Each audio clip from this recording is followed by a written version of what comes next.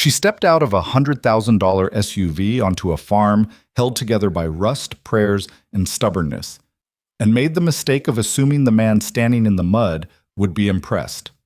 He wasn't. He was tired, behind on 3 bills, and he hadn't slept more than 4 hours because his daughter had a fever that broke at 2 in the morning. Isabella Monroe was used to boardrooms that went silent when she walked in. She was not used to a man in dirty work boots looking at her like she was the problem. This is the story of what happened next. If this story finds you, drop your city in the comments. I want to see how far it travels. Hit like and stay until the end. You won't regret it. The morning Ryan Carter almost lost everything started like every other morning that month, badly. He was up before the sun, which wasn't unusual. What was unusual was the sound he heard at 5:47 a.m., a low, grinding moan coming from the direction of the old irrigation pump near the east field. He knew that sound. He'd been dreading that sound for 6 weeks, ever since the pump had started making that noise, and he'd convinced himself it was nothing serious, that it would hold, that he just needed a little more time before he could afford to deal with it. It was not nothing serious. By the time Ryan got to the field, boots half-laced and coffee still brewing in the kitchen, the pump had given out completely. Water was pooling in the wrong places, spreading dark into the pale morning dirt, soaking into a section of soil that was supposed to be preparing for late-season planting. He stood there for a moment, looking at it, the way a man looks at something he already knew was coming, but hoped wouldn't. "All right," he said out loud, to no one, just to hear himself say it. "All right." He crouched down and looked at the pump housing. Cast iron, old as the hills, probably installed by his grandfather. It had lasted longer than any reasonable person had a right to expect. That didn't make it less expensive to replace. A new pump was going to run him somewhere between $400 and $600 depending on parts. And that was assuming he could do the installation himself, which he could. But it would cost him a full day of labor he didn't have. Ryan sat back on his heels and pressed the heel of his hand against his forehead. $600. It might as well have been $6,000. The harvest margin this year had already been squeezed so thin he could see through it. The mortgage on the property was current, barely. And he had Ava's dentist appointment coming up in 3 weeks, and the truck needed new rear tires before winter. And his neighbor Dale had been hinting for 2 months that he might stop lending Ryan his combine for free and start charging a fee, which Ryan could not blame him for, but also could not currently afford. He stood up, looked out across the field that his family had worked for 3 generations, and felt the familiar weight of it settle onto his shoulders. It wasn't a dramatic feeling. That was the thing people who'd never struggled didn't understand. The weight of real financial pressure wasn't dramatic. It didn't come with swelling music. It was just there, all the time. A low, persistent pressure behind the eyes, a tightness in the chest that never fully went away, a habit of running numbers in your head in the middle of conversations about other things. Ryan pulled out his phone and did some quick math. Then he put the phone away and walked back toward the house to finish getting Ava ready for school. Ava was 7 years old and had her mother's eyes, large and dark and very direct, the kind of eyes that made you feel like she was seeing something you'd rather she didn't. She was sitting at the kitchen table when Ryan came in, already dressed, which was unusual because normally he had to coax her out of bed with the promise of pancakes. She was wearing 1 sock. "Where's the other one?" Ryan asked, heading for the coffee maker. "I don't know. It left." She said it completely seriously, looking at him over the rim of her orange juice glass. "It left. It had places to be." "Right." He poured his coffee and looked in the laundry basket near the back door, found the sock, a small purple thing with a cartoon bear on the ankle, and brought it over. "Arms up." She raised her arms obediently while he knelt and put the sock on her foot. She looked down at him while he did it, the way she sometimes did with an expression that was too old for her face. "You went out early," she said. "Pump broke." "Is that bad?" Ryan tied her shoe. "It's a thing that needs to get fixed." Ava absorbed this. "Is it expensive?" "Finish your juice." She finished her juice. She did not ask again, because she was 7 years old and she was already learning which questions her father answered straight and which ones he didn't. That was not a lesson Ryan had meant to teach her. It was one she'd picked up on her own, and every time he noticed it, there was a quiet pang somewhere behind his ribs. He made her a bowl of cereal. They were out of eggs, he needed to add that to the list, and ate a piece of toast standing over the counter, reading a text from his neighbor Earl about whether he'd seen the weather report for next week, which Ryan had and was not happy about. By the time the school bus came and went, Ryan had a plan for the day that involved 3 phone calls, a trip to the hardware store in town, and approximately 0 minutes of downtime. He did not have a plan for the woman who showed up in his driveway at 11:15 in the morning. He heard the car before he saw it. He was under the old flatbed truck around the side of the barn, trying to figure out whether the leak he'd been ignoring in the hydraulic line was as bad as he suspected when he heard the sound of tires on the gravel driveway. Expensive tires, the quiet kind, barely making a sound on the loose stone, which told him the car was heavy and well built. Ryan had been around enough trucks and tractors his whole life that he developed an unconscious habit of reading vehicles by sound. Whatever was pulling up his driveway was not from around here. He slid out from under the truck and stood up, wiping his hands on a rag that was not going to do much good. Looked toward the driveway. The SUV was black. Not the dusty black of a working vehicle, but the kind of black that implied regular washes and a garage that didn't let the paint oxidize. It was a Mercedes GLS.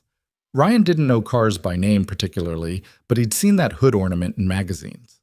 It parked in the wide gravel area near the barn, and the engine went quiet, and for a moment nothing happened. Then the door opened. The woman who stepped out was around 30, maybe a year or 2 either side of it. She was wearing clothes that did not belong on a farm, not dressed up exactly, but the kind of casual that cost more than it looked like.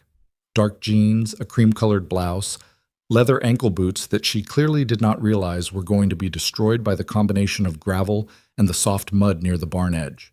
Her hair was dark, pulled back in a way that looked effortless and probably wasn't. She was holding a leather portfolio under one arm.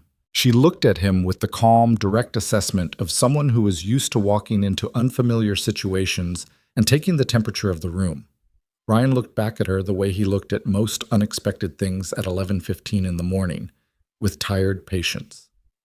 "Ryan Carter?" she said. Her voice was steady, professional, with an accent that suggested somewhere bigger than here. "Yeah." She came toward him across the gravel, and he noticed the exact moment her ankle boot hit the soft ground near the water trough, and she adjusted her stride without looking down, which he gave her credit for. She stopped a few feet away and extended her hand. "Isabella Monroe." He shook it. Her grip was firm, which he hadn't expected, and she held the handshake for exactly the right amount of time. Not the brief, limp touch of someone who didn't want to touch him, and not the overlong grip of someone trying to prove something. Just a regular handshake. "Monroe," he said, as in, "Monroe Capital and Monroe Holdings." "Yes." She said it without particular pride, the way a person says something they've said 10,000 times and no longer think about. "My father, Charles Monroe, asked me to come speak with you." Ryan looked at her for a moment. He knew the name. Everyone in the county knew the name. Charles Monroe was a man who had made a fortune in agricultural land and financial investment, a man who had been talked about in every feed store and diner in the region for 20 years. He was also a man Ryan had never met and had no particular desire to meet, because in his experience, men like Charles Monroe were not in the habit of showing up in struggling farmers' lives for reasons that were good for the farmer. "About what?" Ryan said. Isabella opened her portfolio with the practiced efficiency of someone who did this for a living. "My father has been watching the agricultural development in this region for several years. He has significant investments in the surrounding counties, and he's interested in expanding his involvement here. He's identified several farms in the area as potential—" "Are you here to make me an offer on the property?" Ryan asked. She looked up from the portfolio. "Not exactly." "Not exactly," he repeated. "What's the exactly part?" There was the briefest hesitation. So brief, most people wouldn't have caught it. Ryan caught it. "My father has some ideas about the future of farming operations in this region," she said carefully. "One of them involves strategic personal partnerships that could benefit." "Is he trying to set me up with someone?" Ryan said. Isabella Monroe, who had sat across from Fortune 500 CEOs, hostile creditors, and 3 different senators in her professional career without blinking went slightly pink in the face. He believes, she said, that a man in your position might benefit from a wife, Ryan said flatly. The word landed between them like something dropped. He suggested, Isabella said carefully, that a partnership of both the personal and professional variety. He sent his daughter to my farm to suggest I get married. Ryan was not asking a question. He was just saying the sentence out loud to see how it sounded. It sounded about as strange as it felt. My father has particular views about certain things, Isabella said. Her voice had taken on a very slight, very controlled tone of exasperation that told Ryan this was not the first time she'd been deployed on an errand she found questionable. He almost felt sorry for her. Almost. Miss Monroe, he said, stuffing the rag into his back pocket, I appreciate you driving out here, and I'm not trying to be rude, but I don't need a wife. What I need is a pump for my Eastfield irrigation system, a better price on soybeans, and about 6 more hours in every day. If your father's got a business proposition about land use or crop partnerships, I'm willing to hear it. But he doesn't need to dress it up as matchmaking. Isabella stared at him. He had the impression she was not accustomed to people simply saying the thing they were thinking. I'll pass that along, she said after a pause. Great. He picked up his wrench. You want some water before you head back? I'd offer coffee, but mine's about 3 hours old by now. She looked at him for another moment. Something shifted in her expression. Not offended, not amused. Something harder to read than either of those. I'm fine, she said. Thank you. She walked back to her car and Ryan watched her go and noticed again the way she navigated the gravel and mud without stumbling, just adjusting, the way someone does when they've learned to keep their footing in unexpected terrain. The black SUV pulled out of his driveway and disappeared down the county road. Ryan went back to his hydraulic line. He didn't think much about Isabella Monroe for the next 5 days because those 5 days were full. He found a used pump at a salvage yard 30 miles away, got it for $280, and spent most of a day installing it himself with Dale's help and a lot of profanity. The Eastfield dried out and he got it prepped. Earl's warning about the weather turned out to be warranted. There was a front moving through at the end of the week, nothing catastrophic but enough to delay some planned work. Ryan rearranged his schedule, which required rearranging other things, which created a chain of small logistical problems that ate up his evening on Thursday. On Friday, Ava came home from school upset because a boy in her class had said something unkind about her lunch, specifically that the sandwich he packed was weird. Ryan sat with her at the kitchen table while she ate dinner, and they had a long, wandering conversation that started with the sandwich and ended with Ava explaining to him, at some length, her theory about why some people said mean things, which she had clearly been working out in her own head over the course of the school day. I think, she said, stabbing at a piece of broccoli, he just doesn't know what good food is yet. That's possible, Ryan said. So it's kind of sad for him. I guess it is. She nodded, satisfied with this conclusion. Ryan watched her eat and felt the usual complicated mixture of things he felt when he looked at his daughter, pride and tenderness and the low, persistent worry, and underneath all of it, a grief that had never fully resolved itself into something less sharp. He did not let himself stay in that feeling too long. He'd learned how to step out of it, the way you step out of a cold room. He started on the dishes. Isabella Monroe came back the following Tuesday. He was in the vegetable garden on the south side of the house, a modest thing, more practical than decorative, which grew the kind of produce that made a difference to the grocery bill. He was kneeling in the dirt, pulling late-season weeds, when he heard tires on the gravel again and looked up. Same black SUV. He stood up and brushed his hands on his jeans and waited. She got out of the car, but this time she wasn't carrying the leather portfolio. She was wearing jeans again and a plain gray jacket, and she'd traded the ankle boots for something more sensible, short, rubber-soled boots, the kind you could actually walk in outdoors. He noticed the boots. He didn't say anything about them.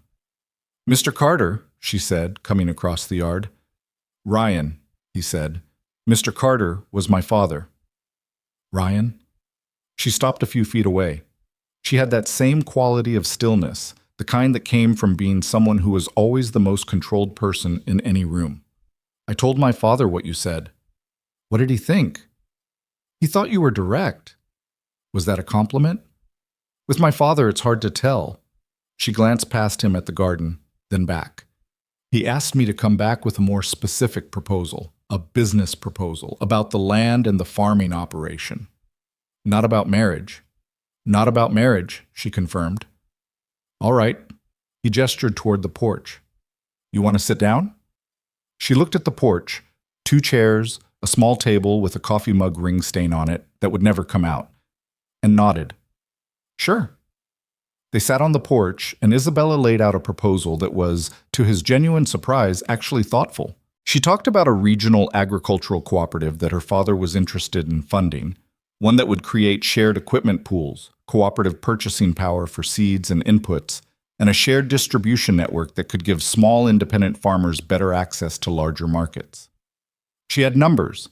She had projections. She had maps showing the regional coverage. Ryan listened. He asked questions. Real questions, not polite ones, about the financial structure, about who held decision-making authority, about what happened to the cooperative's assets if the Monroe investment pulled out. She answered most of them clearly and said, I don't have that number in front of me, on 2 occasions rather than guessing, which he respected. When she finished, he leaned back in his chair and looked out at the property. I'm interested, he said. Not committed, but interested. I'd want to talk to some of the other farmers who might be involved. That's reasonable, she said. You want coffee? I just made a fresh pot this time. She looked at him. Something about the way she looked at him in that moment was slightly different from the professional assessment she'd been running on him since she arrived. Slightly less measured, slightly more like a regular person. Yeah, she said. Okay. He went inside and got 2 mugs and brought them out, and they sat on his porch for another 40 minutes talking about things that had nothing to do with the cooperative. She asked how long his family had owned the land. He asked how she'd ended up running her father's company rather than one of her siblings. She talked about business school and the company's expansion years. He talked about a summer he'd spent working on ranches in Wyoming when he was 19 before he'd come home.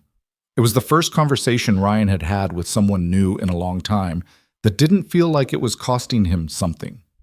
When she stood up to leave, Ava's school bus pulled up at the end of the driveway, and Ava came running up the path, backpack bouncing, and stopped dead when she saw the stranger on the porch. She looked at Isabella. Isabella looked at her. Hi, Ava said, direct and unself-conscious, the way only small children and very confident adults could manage. Hi, Isabella said. I'm Isabella. Ava considered this. That's a long name. It is, Isabella agreed. Does anyone call you something shorter? Not very often, Isabella said. My father sometimes calls me Belle, but I don't love it. Ava nodded seriously. I can understand that. I'm Ava. You can call me Ava. Nice to meet you, Ava. Ava looked at her father. Is she your friend? Business meeting, Ryan said. Ava looked back at Isabella with the frank scrutiny of a 7-year-old who had not yet learned to disguise her assessment of people. Okay, she said finally, apparently satisfied with something, and went inside. Isabella watched her go, and there was something in her face that Ryan couldn't quite read. Not quite amusement, not quite something else. A kind of attention. The way a person looks at something they didn't expect to find interesting. She's great, Isabella said. Yeah, Ryan said. She is. Fun. The 3rd visit was 2 weeks later, and she brought a revised version of the cooperative proposal with the questions he'd raised addressed. They went through it at the kitchen table with Ryan's neighbor Dale joining them, because Dale was the kind of man who had a 6th sense for when there was a meeting happening that he should be part of. Dale liked Isabella immediately, which surprised Ryan, because Dale didn't like most people immediately, or really at all. Sharp, Dale said about her later when she'd gone. He said it the way he said things, which was without elaboration or explanation, as if the word was complete in itself. She's her father's representative, Ryan said. Dale looked at him. Sure she is. Ryan didn't push it. By the 5th visit, Isabella had stopped calling ahead. She just showed up one Saturday morning when Ryan was fixing a section of fence on the north pasture, And instead of waiting for him to come to her, she walked across the field in those practical boots and helped him hold a post steady while he drove it in with the post driver. She didn't ask if he needed help. She didn't make a big thing of it. She just grabbed the post. They worked in silence for a while, which was the real test of whether you could be around a person or not. A lot of people couldn't do silence. They filled it with talk that didn't mean anything, or worse, with talk that was trying to mean something. Isabella just held the post and looked out across the pasture when her hands were free, and didn't feel the need to narrate. "You never actually answered my question," she said at one point, after they'd moved to the next section. "Which one?" "Whether you'd had anyone help you with the farm since your wife died." Ryan was quiet for a moment, working the post driver. "My sister came for a while," he said. "First year. She was good with Ava, needed to get back to her own family eventually. And then? And then me and Ava figured it out." He set down the post driver and checked the post for level. "It wasn't graceful, but we got here." "How old was she when—" "3? He said it and didn't decorate it. Isabella was quiet, then, "She doesn't seem like a kid who grew up with something missing." "That's the goal," Ryan said. "You spend enough time making sure they don't feel it, eventually you stop noticing it yourself, mostly." He moved to the next post. She followed. "Do you ever—" she started. "No," he said. She stopped. "I didn't finish the question. You were going to ask if I ever get lonely." She was quiet for a moment. "Yeah, I was." Ryan drove the next post in. "Everyone gets lonely, Miss Monroe. It's not a crisis, you just—" He stopped, worked the driver. "You find the things that mean something and you put your attention there. Ava, the land, the work, the neighbors, the people who bring you a casserole when you're sick, even if you didn't ask for it." He checked the post. "Lonely is a background thing. It doesn't drive the car." Isabella looked at him. "What about you?" he said. It came out more direct than he'd intended. "What about me? You run a billion-dollar company. You travel all the time. You've probably got more people around you than you know what to do with." He looked at her. "When's the last time you sat still?" She opened her mouth and closed it. "I don't—" she started. "You don't have to answer," he said. "I'm just saying it's a question worth asking yourself at some point."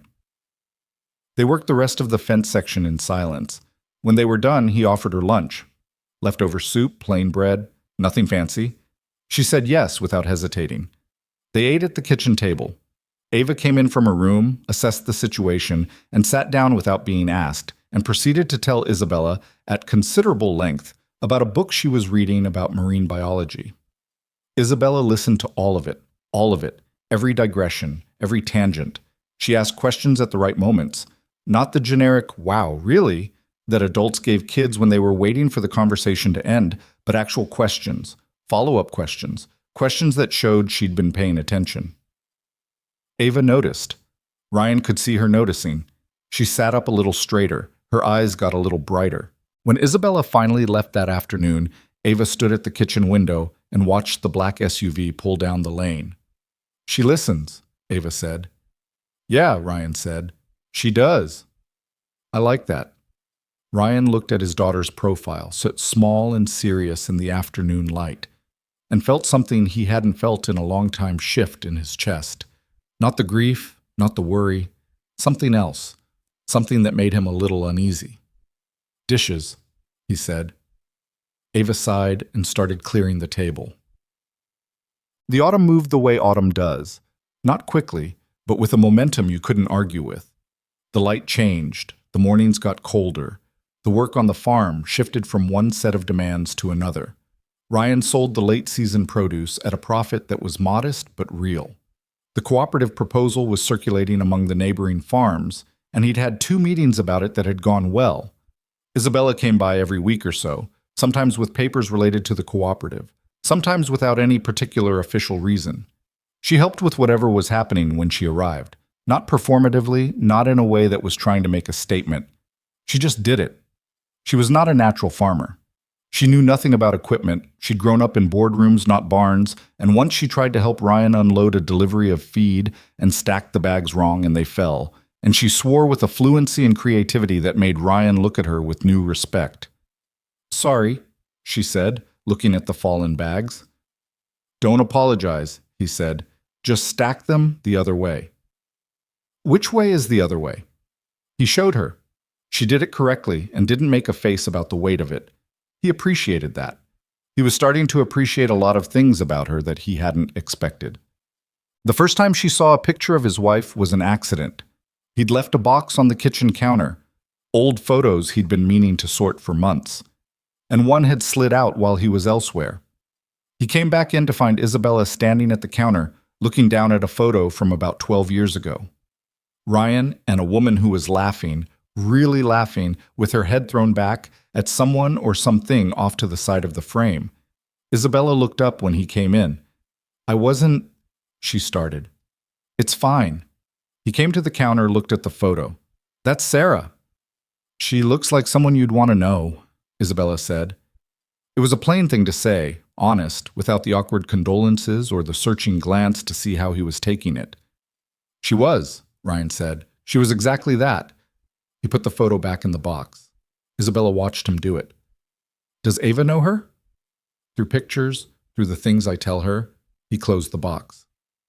Some of the things her grandmother tells her, my sister, Sarah's parents. He moved the box to the side. She knows her. That's not nothing. No, he said. It's not nothing. He started making dinner. Isabella leaned against the counter and didn't leave, which she'd stopped doing a while ago. And he didn't ask her to, which he'd also stopped doing a while ago. She was there on a Wednesday in late October when Ava came home sick from school. Not seriously sick, a stomach thing, the kind of low-grade miserable that made a child feel terrible for a day and then vanish.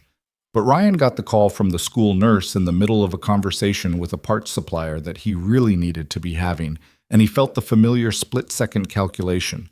He'd make it work. He'd reschedule. He'd figure it out. Isabella, who was sitting at the kitchen table going through some papers, looked up when he hung up. Ava, she said, school nurse, I need to. I'll go get her, Isabella said. Ryan stopped. You don't. I know where the elementary school is, and I have a car and you're in the middle of something. She was already standing up. She knows me. It'll be fine. I'll bring her home and you finish your call. Ryan looked at her. She looked back at him with steady, patient eyes. What? He started. She'll want saltine crackers and ginger ale, Isabella said. I'll stop at the store. Go finish your call. She left. Ryan stood in his kitchen for a moment, the phone in his hand, in the particular stillness of a man who has just had something done for him that he did not ask for and did not know how to receive. Then he called the parts supplier back. An hour later, Isabella came through the front door with Ava, who was pale and droopy and wrapped in her own jacket.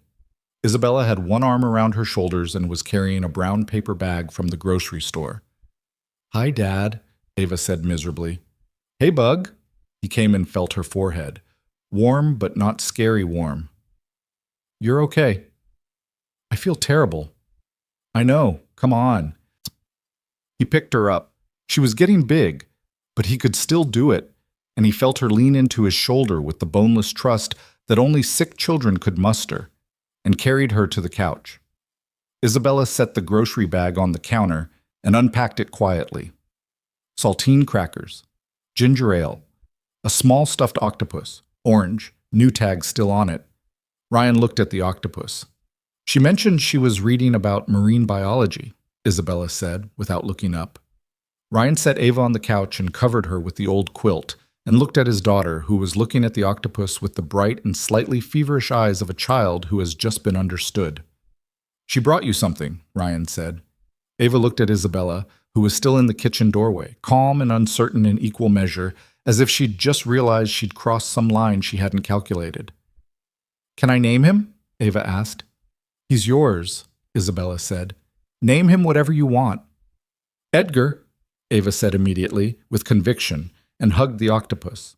Ryan looked at Isabella. She looked at him. Neither of them said anything. There wasn't anything that needed to be said yet, but Ryan was aware, with a clarity that came from the chest rather than the head, that something had changed. Not dramatically, not in a way that required immediate acknowledgement, just a quiet, irrevocable shift in the shape of things. He cleared his throat. You want dinner? I should probably, Isabella started. Stay, Ava said from the couch, with Edgar pressed against her face. Please. Isabella looked at the small, pale child on the couch. She hung up her jacket. What are we making? She said. Ryan made soup. Nothing fancy. Chicken and vegetable, the kind his own mother had made when he was sick, the kind where the recipe was less a recipe than a series of habits. Isabella sat at the kitchen table and attempted to help with the vegetable chopping, which she was genuinely not very good at, and Ryan watched her try to cut a carrot into even pieces and visibly refused to ask for guidance. Uneven is fine, he said. I know they're uneven, she said. I wasn't criticizing. I know you weren't. You're holding the knife wrong. She looked up. He came around the counter and adjusted her grip, his hand briefly over hers on the handle, correcting the angle. She was very still for a moment. He stepped back. Try it now, he said. She cut the carrot, more evenly this time. They didn't talk much while the soup cooked. From the living room, they could hear the television.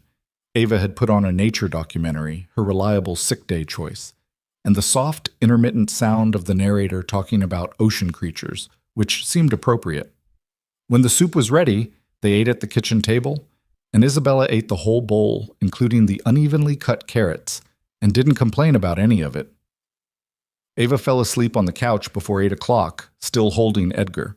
Ryan turned the television off and came back to the kitchen where Isabella was washing the bowls. You don't have to do that, he said.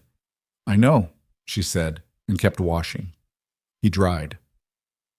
They stood side by side at the sink, the kitchen quiet and warm and full of the smell of soup, and Ryan thought about what she'd said to him once, on the porch, when he'd asked her when was the last time she'd sat still. He hadn't gotten an answer then. He looked at her, the water running over her hands. She was very still now. You should know, she said quietly, not looking at him, that I didn't come here the first time because my father told me to. He waited. I mean, he did tell me to, but I could have said no. She turned off the water. I've said no to him plenty of times. She turned to look at him, and there was something in her face that was unguarded in a way he hadn't seen from her before. I came because I was curious, because something he'd said about you made me curious. And then I stayed because... She stopped. Because? He said. Because it felt like... She looked away, and then back, and he could see her deciding to say the thing rather than the careful version of the thing. Because it felt like the first time in a long time that I was somewhere that asked something real of me. Not, she gestured vaguely as if indicating somewhere far away. Not performance, not management, something real. Ryan looked at her for a long moment. Okay, he said. Okay, she said. Okay, he said again. He handed her the dish towel. Finish drying. I'm going to check on Ava. He went to the living room and adjusted the quilt around his daughter and picked up Edgar from where he'd fallen off the couch and tucked him back under her arm. Ava didn't wake up. She breathed slow and even, her face relaxed into the simple, uncomplicated rest of the young. Ryan stood over her for a moment. He thought about Sarah. He thought about the photo on the counter, that laugh, that particular joy that he still missed every single day, not less with time, just differently. Differently shaped, differently located in the chest. And then he thought about the woman drying dishes in his kitchen, a woman who had walked into his broken farm on the instructions of her father and somehow decided, without any particular logic, to keep coming back. She was not perfect. She chopped carrots badly. She was guarded in ways that showed at odd moments. She was used to being the most powerful person in the room and sometimes forgot, briefly, to turn that off. She had said his name wrong the first time, putting the emphasis in the wrong place, and she'd said it right ever since. He walked back into the kitchen. She handed him the dried soup pot. He put it in the cabinet. You could come back Saturday, he said. There's a small market in town. Ava likes to go. Isabella looked at the pot going into the cabinet. Saturday, she said. If you want, he said. There was a pause. Yeah, she said. Okay. She said goodnight to Ava from the living room doorway, though Ava was asleep and couldn't hear it, and then she got her jacket and went to her car, and Ryan watched the headlights swing across the kitchen wall and disappear down the lane. He stood at the window a moment longer than necessary. Then he turned off the kitchen light and went to bed. Outside, the night was clear and cold, the kind of autumn night that smells of turned earth and something ending and something else, quieter, smaller, less certain, that might be beginning. Saturday came with a low gray sky and the smell of rain that hadn't fallen yet. Ryan was up at 5:30, which was normal, but he caught himself checking his phone at 7:15 to see if Isabella had texted, which was not normal, and which he immediately felt annoyed at himself for. He put the phone face down on the counter and made Ava's breakfast and did not check it again until 8, at which point there was a message from Dale about borrowed equipment and nothing else. He told himself this was fine. It was fine. He'd mentioned Saturday as an afterthought, a casual thing, the way you said you should come by sometime without really expecting anyone to hold you to it. She ran a company. She had places to be. She probably had 3 meetings before noon on a Saturday. "Dad," Ava said from the table, "you've been looking at the door." "I'm not looking at the door." "You looked at it twice in 1 minute." "Eat your eggs." She ate her eggs, watching him with those dark, direct eyes, in a way that reminded him uncomfortably of her mother, who had also possessed the particular talent of seeing through whatever face he was putting on and simply waiting for him to admit it. At 8:45, headlights swept across the kitchen window. Ryan did not react visibly. He was proud of that. Ava, however, was off her chair and at the window before the car had fully stopped. "She came," she announced, with the satisfied certainty of someone whose prediction has been confirmed. "You finish your eggs," Ryan said. "I'm done. You've got 3 bites left." She ate the 3 bites without taking her eyes off the window, and then she was down the porch steps before Ryan had gotten his jacket on. He came out to find Ava already talking to Isabella in the driveway, gesturing at something with her fork, which she had apparently carried outside with her without noticing. Isabella was crouching down to her level, listening, dressed for the cold in a navy jacket and the practical boots, her hair loose today, which was different. Ryan noticed that it was different and noted that he'd noticed and moved on. "You brought the fork outside," he said to Ava. Ava looked at the fork. "It followed me." "Put it back." She went inside and came back without the fork. The 3 of them walked to Ryan's truck, which was not a vehicle that made a statement so much as it was a vehicle that had survived long enough to have earned certain rights, and drove the 4 miles into town. The Saturday market in Millhaven ran from September through the first frost, which the locals treated as a minor tragedy every year and recovered from by March. It occupied the town square, a genuine town square, with a gazebo and everything, the kind that made people from cities say, "Oh, it's so quaint," in a tone that was genuine, but also contained a faint surprise, as if they hadn't believed places like this still existed. About 30 vendors set up on Saturdays: produce, preserves, baked goods, a woman who did leather work, a retired teacher who made wooden toys, a man who sold honey and nothing else, and seemed to consider this more than sufficient. Ava navigated it the way she navigated most things, with a clear internal agenda and a willingness to stop and examine anything that caught her interest. She led Isabella through the stalls with the proprietary confidence of a child showing someone her territory, explaining things whether or not they needed explaining. "That's Mr. Paulson. He has the best apples, but he knows it, so he charges too much. Dad says so." "I did not say that," Ryan said. "You said he had a high opinion of his apples." "That's different." Ava turned to Isabella. "It's not that different." Isabella pressed her lips together in a way that suggested she was not going to weigh in on this particular debate, which Ryan appreciated, and also which made him want to laugh, which he also kept to himself. He watched Isabella at the market the way you watch someone when they don't know they're being watched. Not intrusively, just observing. She was different here than she was at the farm or at the kitchen table, less contained. She stopped longer at the vegetable stalls than he would have expected, asking the vendors questions about their growing methods with genuine curiosity, and Ryan noticed that several of them opened up in the way people do when someone is actually listening, rather than being polite. Old Mrs. Hartley, who sold preserves, and in 30 years had never been observed engaging in anything resembling small talk, kept Isabella at her table for 12 full minutes discussing the difference between preserving and canning, and when Isabella finally moved on, Mrs. Hartley watched her go with an expression that on another face might have been approval.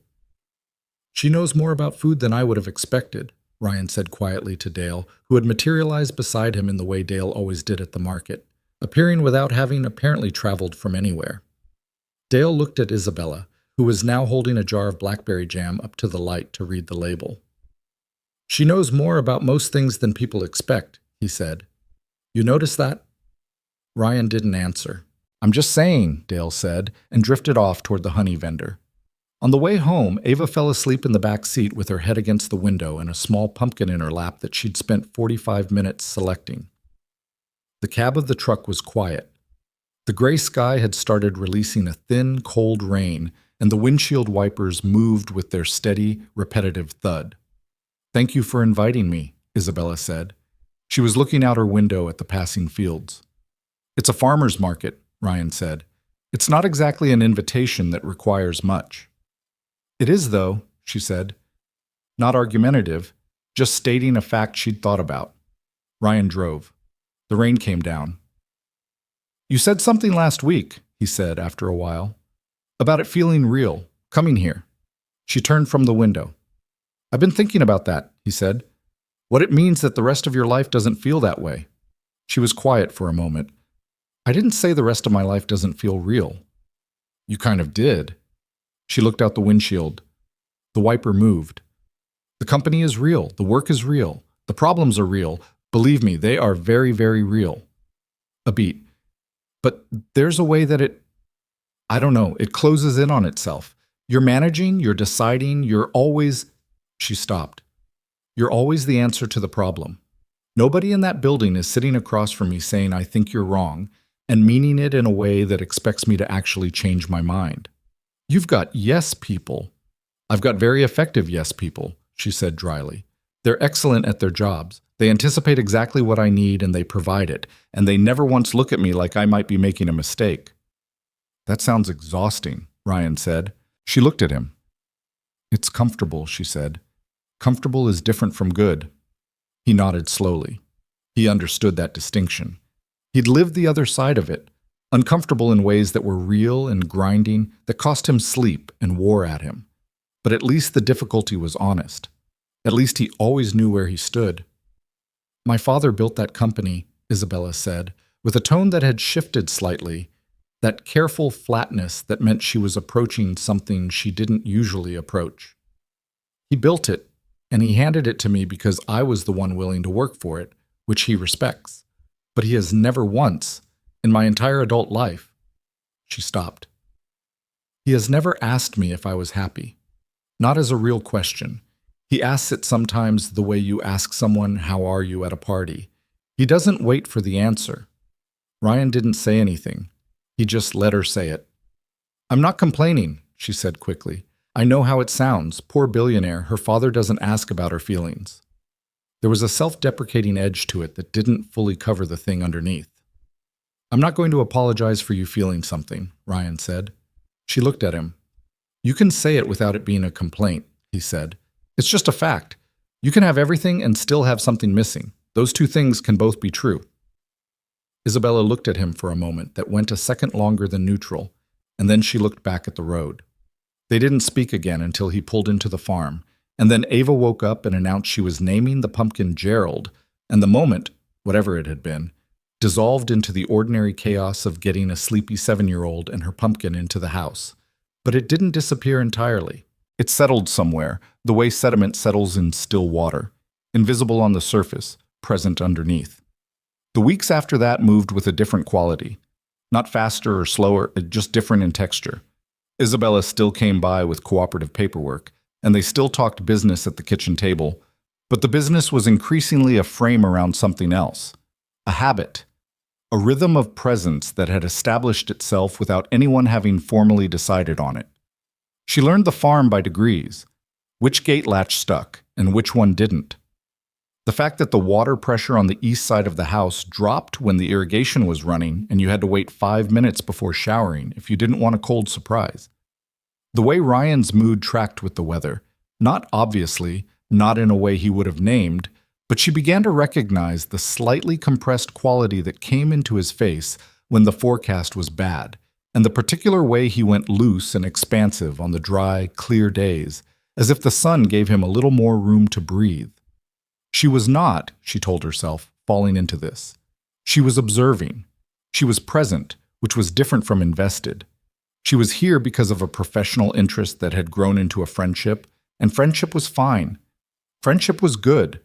Friendship was what it was and didn't need to be anything else. She repeated this to herself with some regularity, which should have told her something, but she was very good at not acknowledging the things she didn't want to acknowledge, a skill she'd been developing since approximately age 12. Ryan, for his part, was navigating his own quieter version of the same territory. He had a conversation with his sister Karen in mid-November that he hadn't been expecting. Karen called every Sunday, had called every Sunday since Sarah died, which was the kind of consistent thing that cost her something and that he had never fully expressed gratitude for. On this particular Sunday, she was talking about Thanksgiving and whether he and Ava would drive up, and in the middle of planning logistics, she said, with the breezy lack of ceremony that was her style, "So who's the woman?" Ryan was quiet for 3 full seconds. "What woman?" he said. "Ava told me about her when I called Thursday." "Ava called you?" "Ava always calls me. You know this. She calls me on the school phone on her way home sometimes. She told me there's a woman named Isabella who came to get her when she was sick and brought her an octopus. A stuffed octopus. A stuffed octopus named Edgar. Okay. Who is she?" "Business," Ryan said. "Her father has a cooperative investment he's developing in the region." Karen was quiet for a moment. Ryan knew that quiet. That was the quiet that meant she was deciding whether to say the thing. "Rye," she said. "Don't. I'm not doing anything." "I can hear you not doing something." "I'm just saying it's Karen." That Ava named her stuffed animal after one of Sarah's father's dogs, and that's the name she chose for the octopus. She only names things after people she loves. You know that. Ryan sat with this for a moment. "She's a kid," he said. She bonds with people. She bonds with specific people. She's been asking me for 2 years why you don't have any friends who come to the house. "I have Dale." "Dale doesn't count. Even Dale thinks he doesn't count." A pause. "Is she good with Ava?" He didn't answer immediately, and he knew that the pause was its own answer. "She's good with her," he said. "And is she—" "Karen, I'm serious." "Fine." His sister sighed. "Come for Thanksgiving. Bring anyone you want. I'm not bringing or don't, I'm just saying." He didn't bring Isabella to Thanksgiving. He drove Ava up to Karen's house and ate too much and helped Karen's husband with a plumbing issue that had been ongoing for several months, and came home on Sunday night to a dark, cold house and stood in the kitchen for a moment with his coat still on, looking at the table where 4 weeks ago he'd made soup. He took his coat off and went to bed. He texted Isabella the following morning. Not about anything urgent, just asking how she was, which he had not done before without a specific reason. And she texted back within 10 minutes, which meant she'd been up, which meant she was probably already working, which was a thing she did every morning at a pace that he'd started finding both impressive and quietly worrying. Good. Survived 3 board meetings in 2 days. How was Thanksgiving? Fine. Karen asked too many questions. Sounds like Karen and I would get along. He read this and smiled and put his phone in his pocket and went out to feed the chickens. Across the county, Isabella put her phone down and looked at the hotel room she was sitting in. Minneapolis. A development conference, perfectly adequate room with a perfectly adequate view of a perfectly adequate parking structure. And thought about a farm kitchen with uneven carrots and the smell of soup and a small girl naming a stuffed octopus after something she'd loved. She thought about this for approximately 45 seconds before her assistant knocked and told her the 9 o'clock had moved to 8:30. She picked up her portfolio. She went to the meeting. December arrived with genuine cold, the kind that had substance to it, that made the earth hard and changed the quality of the silence on the farm. Ryan's work shifted to the indoor and maintenance tasks, equipment repairs, planning for next season, the endless administrative accumulation of a small agricultural operation that didn't have staff to delegate to. He was his own everything, his own accountant, his own mechanic, his own procurement officer, his own farmhand. In winter, without the growing season urgency, the administrative weight became more visible. Isabella came by on a Thursday in early December, and found him at the kitchen table with a spreadsheet on his laptop and an expression that she'd come to recognize as the financial stress face, which was subtly different from the tired face or the weather face. It had a particular stillness to it, a careful blankness, the look of a man doing the math for the fourth time, hoping the answer will change. She put a bag of groceries on the counter. She'd started doing this, bringing things when she came. Nothing extravagant, just supplies that a household used, and sat down across from him. "Bad?" she said. "It's fine," he said, which she'd also learned meant something specific. "Ryan." He sat back, pushed the laptop slightly away, the way you push something away when you're admitting you need a break from looking at it. "The cooperative is good news. The timeline on it helps me plan for next year. But this quarter," he shook his head, "the storm damage to the north fence cost more than I budgeted. The pump, fuel prices." He looked at the table. "It's fine, it always ends up being fine. But there's a window every year where I can see how it couldn't be fine, and that window's now." Isabella looked at him carefully. "You could—" "No," he said. "I wasn't going to say what you think I was going to say. You were going to offer money. I was going to say you could list the South Pasture as a premium tillable lease and bring in rent income during the dormant period. 3 of the farms in the cooperative have done it. It's not charity, it's just—" "I know what it is," he said. "I know." He pressed his palm against the back of his neck. "I'll think about it." She let it go. That was something she'd gotten better at, letting him arrive at things without pushing him there. The first few months she'd had an instinct to solve, to apply resources, to eliminate the problem efficiently, which was how she operated in every other context of her life. But Ryan didn't want his problems eliminated. He wanted to work through them, and the distinction mattered to him in a way she'd come to understand even if she didn't always share it. She started putting the groceries away. He watched her for a moment, then closed the laptop and got up and helped. "Ava's school has a holiday show," he said. "Next Friday. She's got a speaking part, 3 lines. Are you nervous?" He looked at her. "Why would I be nervous? She's the one with the lines. Parents get nervous for their kids." "I'm not nervous," he said. He was nervous.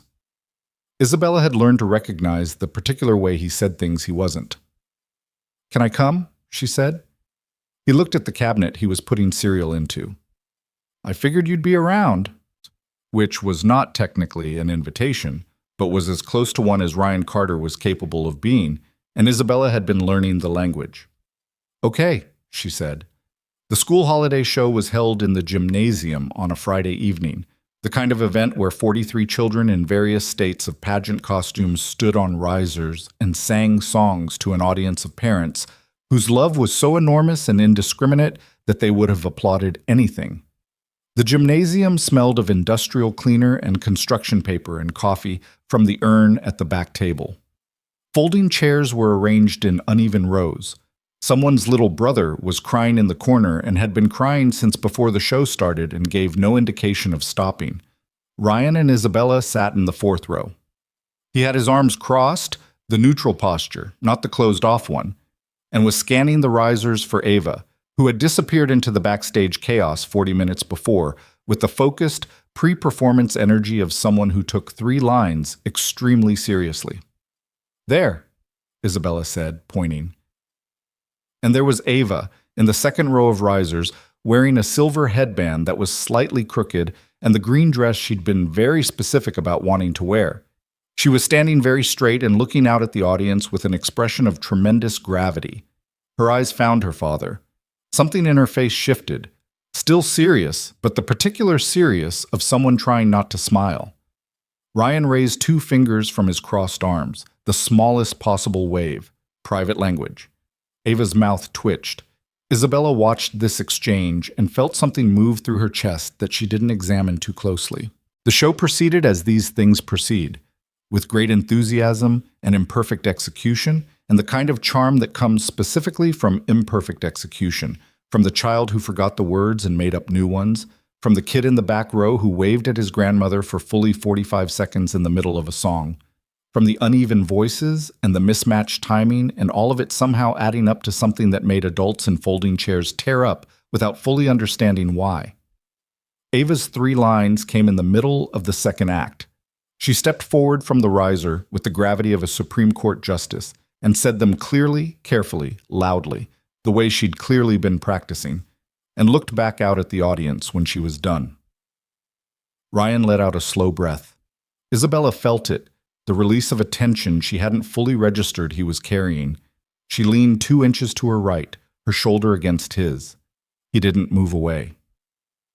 Afterward, they found Ava in the cafeteria where cookies and punch were being served, standing with 2 of her friends, the silver headband now tilted at a full 45-degree angle. "I remembered them," she announced when she saw them. "All 3, Ryan said. "Even the middle one, which is the hard one. Even the middle one." She accepted this confirmation with dignity and then immediately reached for 3 cookies, which was too many, and Ryan did not say anything about it because it was a special occasion. They drove home through the cold dark, the truck cab warm and smelling of the sugar cookies Ava had brought in a napkin for the road. Ava talked continuously from the back seat about who had forgotten their lines, who had the best costume, what her friend Madison had said during the rehearsal that had made everyone laugh. She talked the way children talk when they're still running on the electricity of something, when the performance energy hasn't fully come down yet. Ryan glanced at Isabella once, across the cab. She glanced back. There was nothing complicated about it. Just 2 people in a truck on a cold night, driving a child home. The simplest possible thing. But Ryan had stopped telling himself it was uncomplicated, somewhere between November and now, and he suspected Isabella had too. He just didn't know what either of them was going to do about it. At home, Ava was in bed and asleep within 20 minutes. The crash after the adrenaline swift and complete. Ryan checked on her, turned off her lamp, came back to the kitchen where Isabella was making tea without asking, which she'd gotten into the habit of doing, using the old kettle on the stove, because she'd noted early on that he didn't own an electric one. He sat at the table. She brought 2 mugs and sat across from him. "She was good," Isabella said. "She was," he agreed. The kettle had been slightly too hot, and they both let the tea cool for a moment. "Isabella," he said. She looked up. "I need to ask you something, and I need you to answer it straight, not the managed version." She set her mug down. "Okay. What are we doing?" He kept his eyes on her, steady. "Not with the cooperative, not with the farm. What is this?" He gestured between them, roughly, the gesture of a man who did not traffic in this kind of conversation and was aware of his own awkwardness in it. She was quiet for a long moment. Outside, wind moved through the bare trees, the dry sound of winter branches. "I don't know what you want me to say," she said. "I want you to say what's true." "What's true is I don't know how to do this," she said, and there was something rough in her voice that hadn't been there before. "I know how to do a lot of things. I know how to run a company and manage a crisis and negotiate things that other people walk away from. But this," she pressed her thumb against the side of her mug. "I come here because I want to be here. Not for the cooperative, not for my father. Because when I'm here, I feel like the noise stops." She met his eyes. "That's the truest thing I can say right now." Ryan looked at her. "That's good enough," he said. "It doesn't answer the question." "Not everything needs answering yet," he said. "Some things can just be what they are for a while." She looked at him for a moment, this man who had once told a billionaire's daughter on their first meeting exactly what he needed and what he didn't, without apology and without performance. "I'm not very patient," she said. "I know," he said. "I've noticed. I fix things. I resolve things. Some things don't fix," he said. "They just happen, or they don't. You can't run a term sheet on it."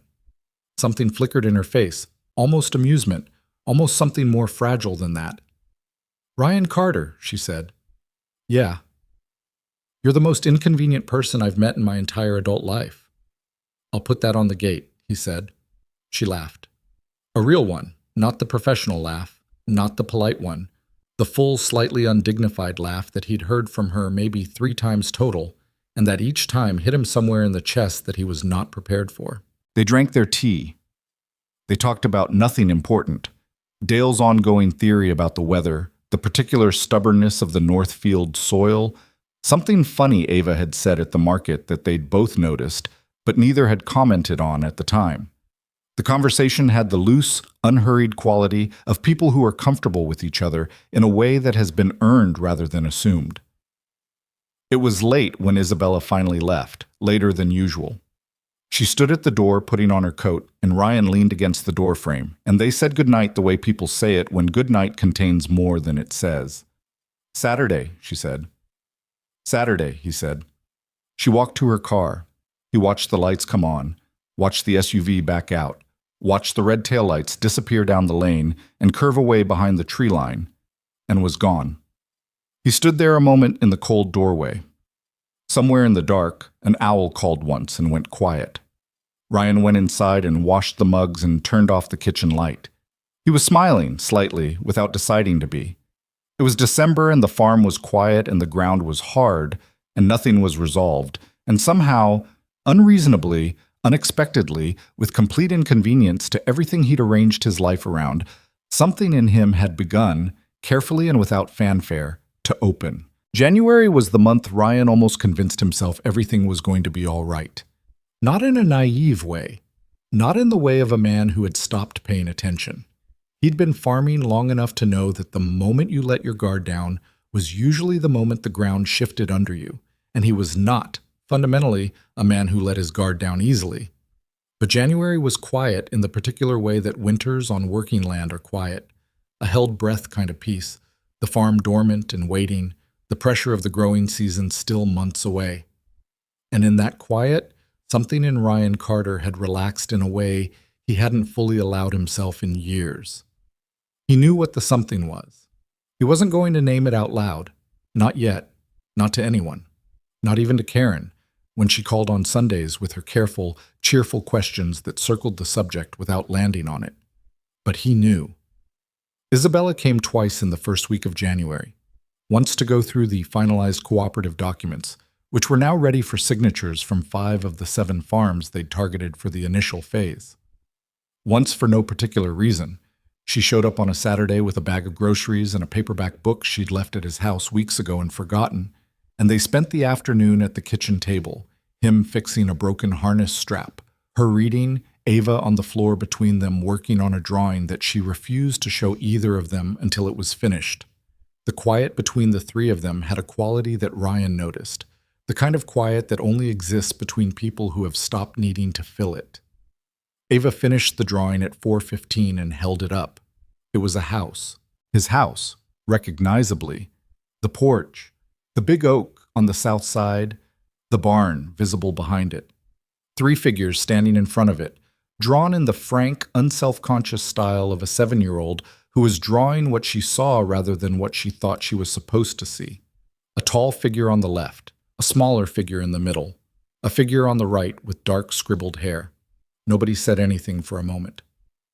"That's us," Ava said, unnecessarily, and then looked at her drawing with satisfaction and set it on the table and went to get a snack, unconcerned. Ryan looked at the drawing. He looked at Isabella. Isabella was looking at the drawing with an expression he couldn't fully read, something soft and a little unsteady, like someone who has received something they didn't know they were hoping for and isn't sure what to do with it. "She draws what she sees," Ryan said quietly. "I know," Isabella said, just as quietly. He looked back at the drawing. 3 figures. His house. The barn. He folded it carefully and put it in the drawer where he kept the things he didn't want damaged. Isabella watched him do that. She didn't say anything. She went back to her book, but she didn't read it for a while, just held it and looked at the table. The second week of January, Charles Monroe called Ryan directly. Ryan had been expecting this, in a vague way, the way you expect certain weather. You know it's coming, you just don't know when it'll arrive or how hard it'll hit. He was in the barn when his phone rang and he saw the name on the screen, C. Monroe, and stood there for a moment before answering. "Mr. Carter," the voice said. It was a good voice, the kind that had been used for decades to make important statements in important rooms. Smooth, deliberate, with a quality of control that came from long practice. Ryan had spoken to men like Charles Monroe before, usually in the context of loan officers and county extension meetings, and he recognized the particular register, the tone of a man who considered himself to be doing you a favor by calling. "Mr. Monroe, Ryan said. I understand the cooperative documents are moving to the signature phase. I'm pleased. It's a good structure, Ryan said. The farmers in the region are behind it. Good. Good. A pause that was slightly too long to be comfortable. I'm also told that Isabella has been spending considerable time in your area. Ryan looked at the barn wall. She's been managing the project in person. That's been useful. Yes. Another pause. Mr. Carter, I'm going to be direct with you because I respect directness and I've been told you share that preference. Go ahead. My daughter is the most capable person I have ever known, Charles Monroe said. I say that without sentimentality. I am not a sentimental man. She has built something real at that company. She has a future there that is significant. I would not want to see her focus diverted by, he paused, choosing, by a situation that might not have a clear path forward. Ryan was quiet for a moment. When you sent her to my farm the first time, he said, you were suggesting she needed to be married. I was suggesting, Charles Monroe said carefully, that certain kinds of partnership have practical value. I've revised my view of what that means in this context. Meaning you were fine with her getting close to me when you thought you were arranging it, Ryan said. And now that it's happening on its own terms, you're not. The silence on the other end was a specific kind of silence. I'm asking you to consider, Charles Monroe said, what you can realistically offer my daughter. Not as an insult, as a genuine question. Ryan stood in the barn with winter light coming through the high window and looked at the old wooden beams his grandfather had cut and his father had repaired and he had maintained, and felt the question land in him the way a stone drops into still water, the impact and then the spreading circles. Mr. Monroe, he said, with respect, that's a question she gets to answer, not you, and not me. He ended the call. He stood in the barn for a while after that, not dramatic standing, just the kind of stillness that a man goes into when something has been said that requires sitting with. He didn't tell Isabella about the call. Not that day, not that week. He sat with it the way he sat with most difficult things, quietly, privately, turning it over. The question stayed with him, though. What can you realistically offer? He knew what the fair answer was, if he was being honest with himself. He had a farm that was solvent by a margin thin enough to feel the wind through. He had a 7-year-old daughter and a history that had left marks on him that weren't visible but were present.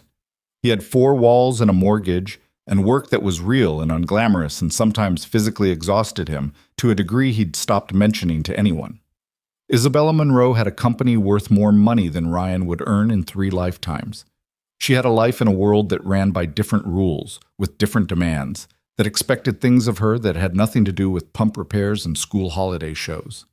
He knew what the question was asking. He also knew that it was not a question you could answer from the outside, from an interested party with a balance sheet. He'd learned that much. Some things did not reduce to arithmetic, but the question didn't leave him. He was quieter the week after the phone call, in a way that Ava noticed and didn't comment on, and that Isabella noticed and did.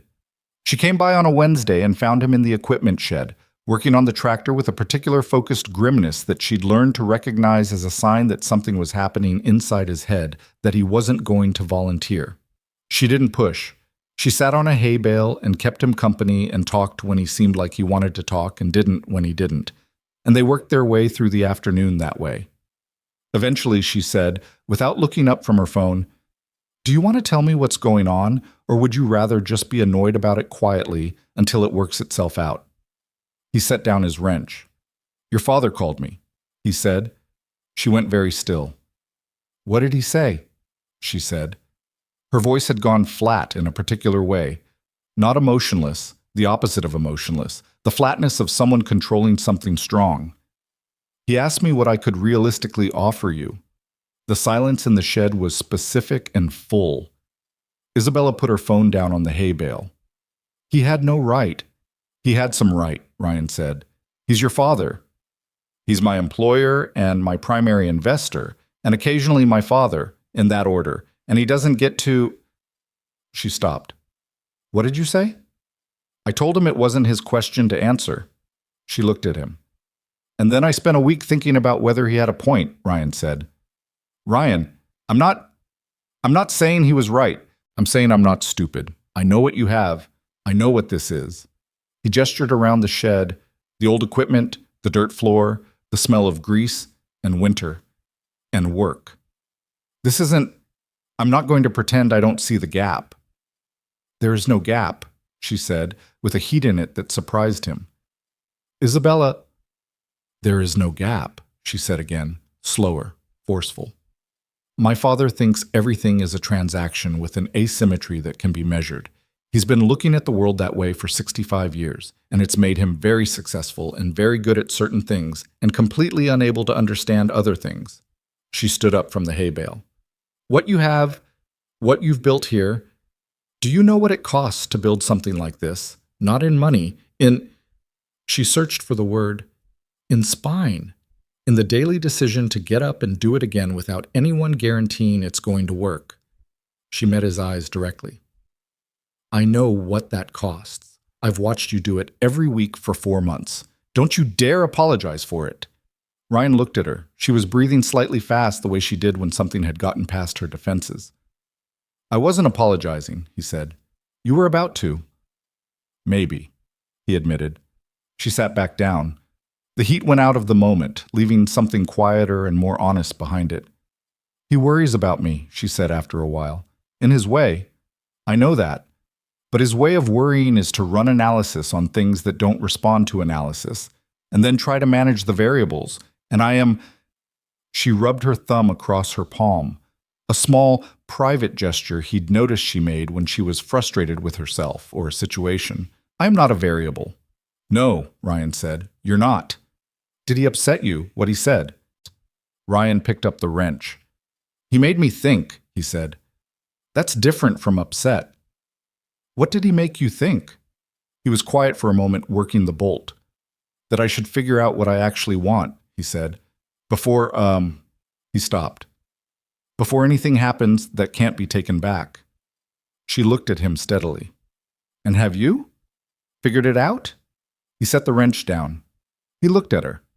This woman who had shown up in his driveway in expensive boots and had stayed, who had held fence posts and chopped carrots wrong and listened to a 7-year-old talk about octopi for 40 minutes and meant every minute of it.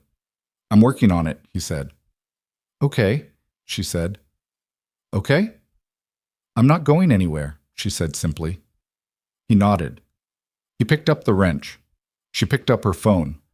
They stayed in the shed until the light started going and then went inside, and nothing more was said about the phone call or the question it had raised, but something had shifted in the space between them. Something that had been tentative was now slightly less so, and they both knew it. February came in hard. Winter in that part of the country was not a gentle season. It came with intention. Gray skies that sat low for days at a time, temperatures that dropped serious and stayed there, winds that found every gap in a structure and pushed through. Ryan was accustomed to it. He'd spent 32 winters on or near this land, and he knew its moods, knew the difference between the cold that was uncomfortable and the cold that meant business. The second week of February meant business.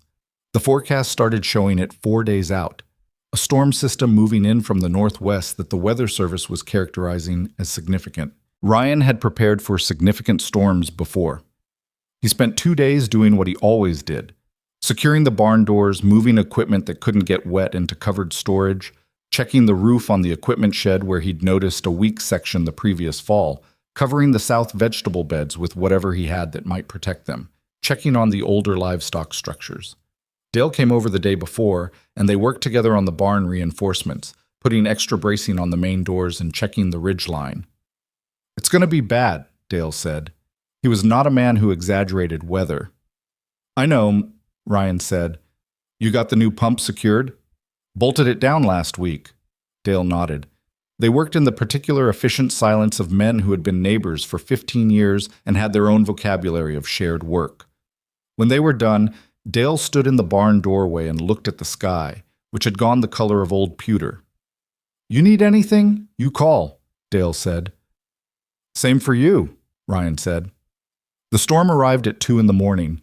Ryan heard it come. First the wind picking up, then the rain that was actually partly ice, then the full weight of it hitting the house. He lay in bed for 20 minutes listening, cataloging the sounds. The house was solid. The barn was braced. He'd done everything he could do.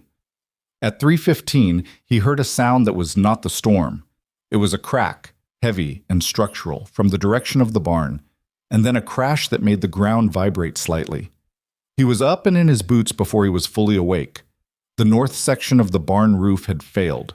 The weak ridge he'd been meaning to properly address since October, budgeting to, always one more thing ahead of it, had given out under the weight of ice and wind.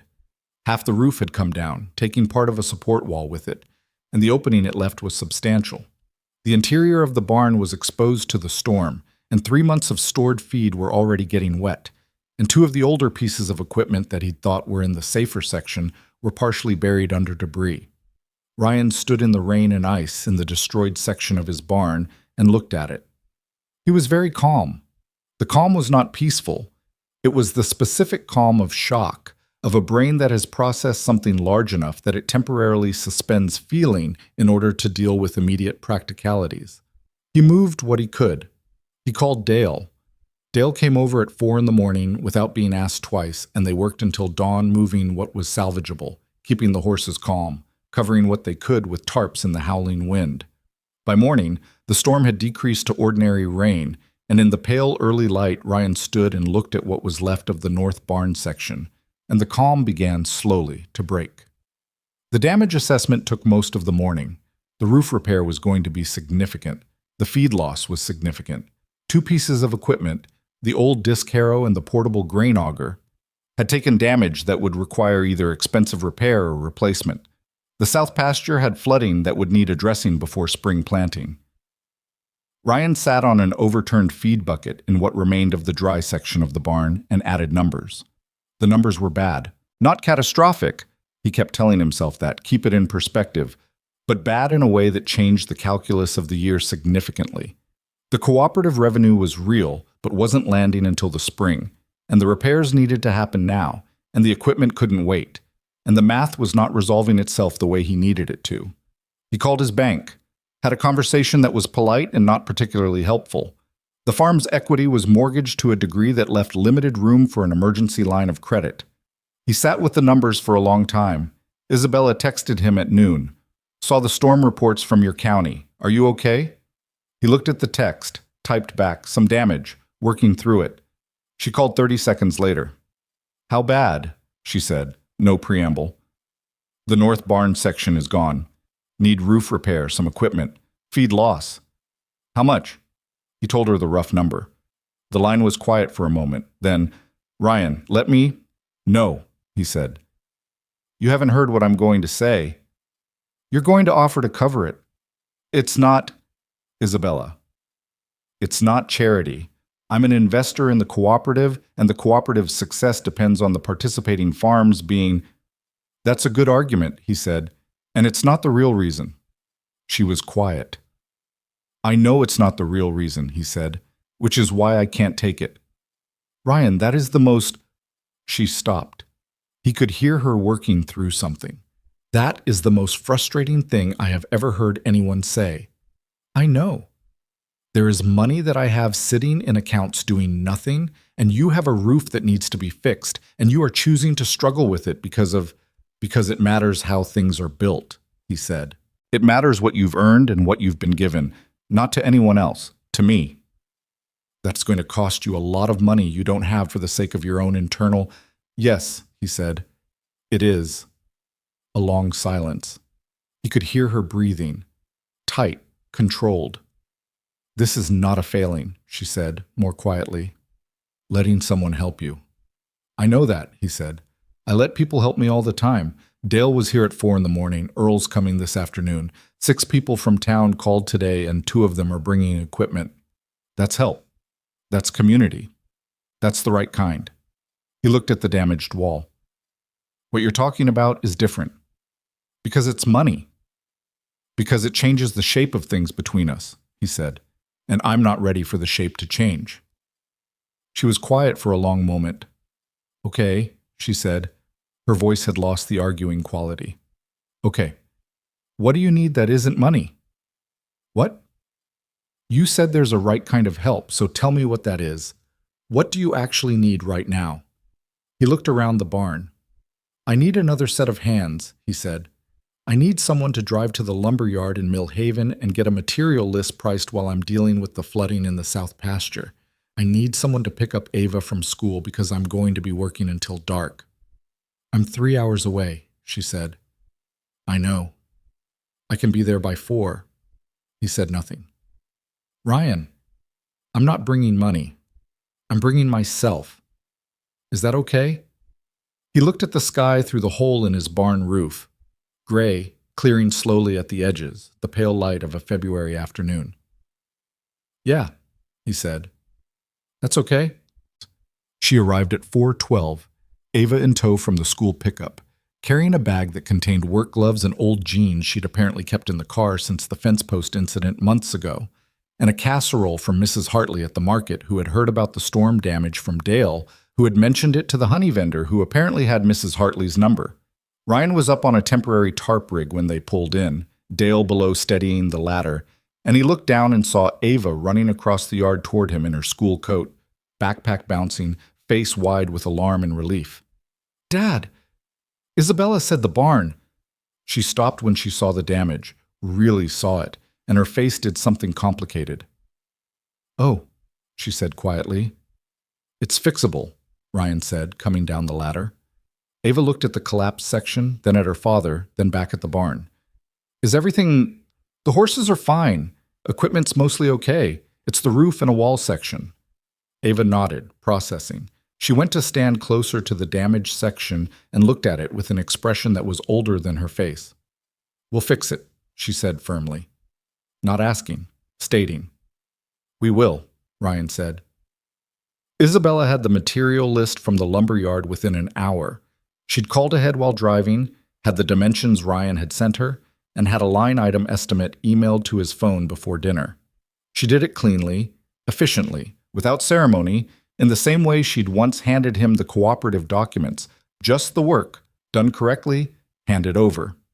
When he looked at the estimate, he saw she'd identified 2 alternative materials on each major item, a standard option and a less expensive option with comparable durability, with notes explaining the trade-off on each. She had done that for him, quietly, without being asked. He came into the kitchen where she was warming the casserole and Ava was at the table doing homework. The material list, he said. She said, stirring. The alternative options. Seems useful to have choices. He looked at the back of her head. She did not turn around. Thank you, he said. She turned around then, looked at him with those steady eyes. She had a smear of something on her jacket that she clearly hadn't noticed from loading the casserole into the car in a hurry, or possibly from some other barn-adjacent activity she'd involved herself in before coming inside. Don't thank me yet, she said. Wait until the repairs are done and the thing stays up. Isabella said, Eat first, she said. You look like you haven't since this morning. He sat down at the table. She put food in front of him, then in front of Ava, then herself. They ate the casserole from Mrs. Hartley, which was good, because Mrs. Hartley was a woman who took the preparation of comfort food seriously, and they talked about the repairs and the cooperative timeline and whether Earl's auger could substitute for the damaged one temporarily, and Ava contributed a detailed account of what everyone at school had said about the storm. And the kitchen was warm and the barn was broken and there was a lot of work ahead. And somehow, in the middle of all of it, Ryan was aware of feeling something that wasn't worry or grief or the grinding weight of financial pressure. He was aware of feeling simply less alone. It was a feeling he didn't examine too carefully. Not yet. But it was there, real and present, the way real things are, without ornament, without ceremony, just there. After dinner, when Ava was in bed and Isabella was getting her things to leave, Ryan walked her to her car the way he'd started doing. Not disgust, just a habit that had developed, the accompanying across the dark yard to the driveway, the cold air and the sky clearing now to show stars. You don't have to drive back tonight, he said. It's 3 hours. She looked at him. Karen's guest room, he said quickly. I meant the couch, or... He stopped. There's a reasonable place to sleep. That's what I meant. She looked at him with an expression that was trying very hard not to be amused and not quite succeeding. I know what you meant. It's late, he said, and dark. And the roads were bad this morning. They're clear now. The guest room is clean, he said. Ava would... She'd think it was... He stopped again. He was aware that he was not doing this gracefully. He was also aware that grace was overrated. Isabella looked at the farmhouse, the lit kitchen window, the dark beyond. I'll stay on the couch, she said. The guest room, he said. It's got a door. Ryan. It's got a door, he said firmly. And that matters. And you know it does. She looked at him for a moment. You are the most careful man I've ever met. That mean yes? She looked at the stars for a moment, the cleared sky, the cold. Yeah, she said. That means yes.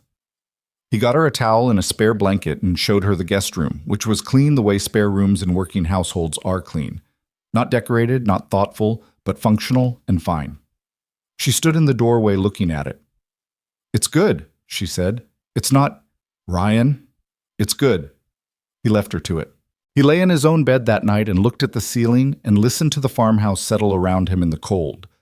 The small sounds of wood contracting, wind at the window, the distant creak of a branch. And one other thing, the small, ordinary sounds of another person in the house. The soft close of a door. Water running briefly. Quiet. He had not had that in 4 years. He lay there with it for a while, not trying to make it anything, just let it be what it was. The weight of the day was real. The barn, the numbers, the work that was ahead. All of that was real.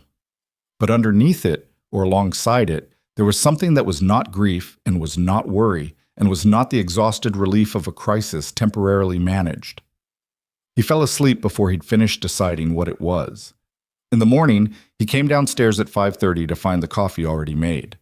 Isabella was at the kitchen table in yesterday's clothes, laptop open, going through something work-related, a mug at her elbow. She looked up when he came in, unself-conscious, just a person who'd been up for a while, and said, "The lumber yard opens at 7. If you call in the order before 6:30, they can have it loaded by the time you get there." He stood in the kitchen doorway looking at her. She looked back. "What?" "Nothing," he said. He poured his coffee and sat across from her, and they looked at the material list together in the early morning quiet, while the farm waited outside in the cold, and the stars went out one by one as the light came. The barn roof took 3 weeks to repair properly. Not 3 weeks of continuous work. There were days the weather didn't cooperate. Days Ryan had other things that couldn't wait. Days the lumber delivery was wrong and had to be corrected. But 3 weeks of it being the central organizing fact of his life, the thing that everything else arranged itself around. He'd gotten 2 contractors to quote the job, looked at the numbers, and made the decision to do most of it himself with Dale and Earl and whoever else showed up on the days when the work was happening, because that was the only way the math worked. Earl showed up with his son both Saturdays. Dale was there most days without being asked. A man named Robert, who owned the feed store in Millhaven and had been part of the cooperative discussions, arrived one Thursday with 4 bags of replacement feed and his nephew, who was 17 and strong and willing, and spent the day on the roof without complaint. Ryan had not asked Robert to come. Robert had heard about the damage from the cooperative mailing list and decided, in the practical way of people who lived and worked in small communities, that showing up was the appropriate response. Ryan stood at the base of the ladder at the end of that Thursday and looked at the progress on the roof and felt something he hadn't expected. Not relief, not gratitude exactly, but something older and more complicated than those. The feeling of being held by something larger than yourself that you hadn't fully known was there until you needed it. He called Robert before dinner. "You didn't have to come," he said. "Cooperative means cooperative," Robert said. "You need anything else? You call." That was the whole conversation. Isabella came out on 2 of the 3 Saturdays. She was not a roofer and made no pretense of being one, but she was methodical and useful in the ways that needed doing on the ground, running material to the ladder, organizing the debris, making sure there was food and coffee at regular intervals, which Ryan had always been bad at remembering when he was deep in physical work. She moved around the property with a comfort now that was different from her first weeks.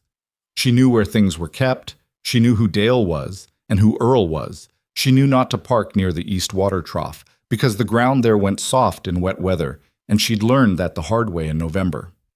She and Dale had developed a rapport that Ryan found quietly entertaining. Dale communicated primarily in short declarative sentences and long silences, and most people found this intimidating or boring, but Isabella had somehow identified it as a form of directness she respected, and she gave it back to him in kind, and the two of them had a working relationship based almost entirely on economical exchanges that contained more information than they appeared to. "Ridge looks off," Dale said one afternoon, squinting up at the new section.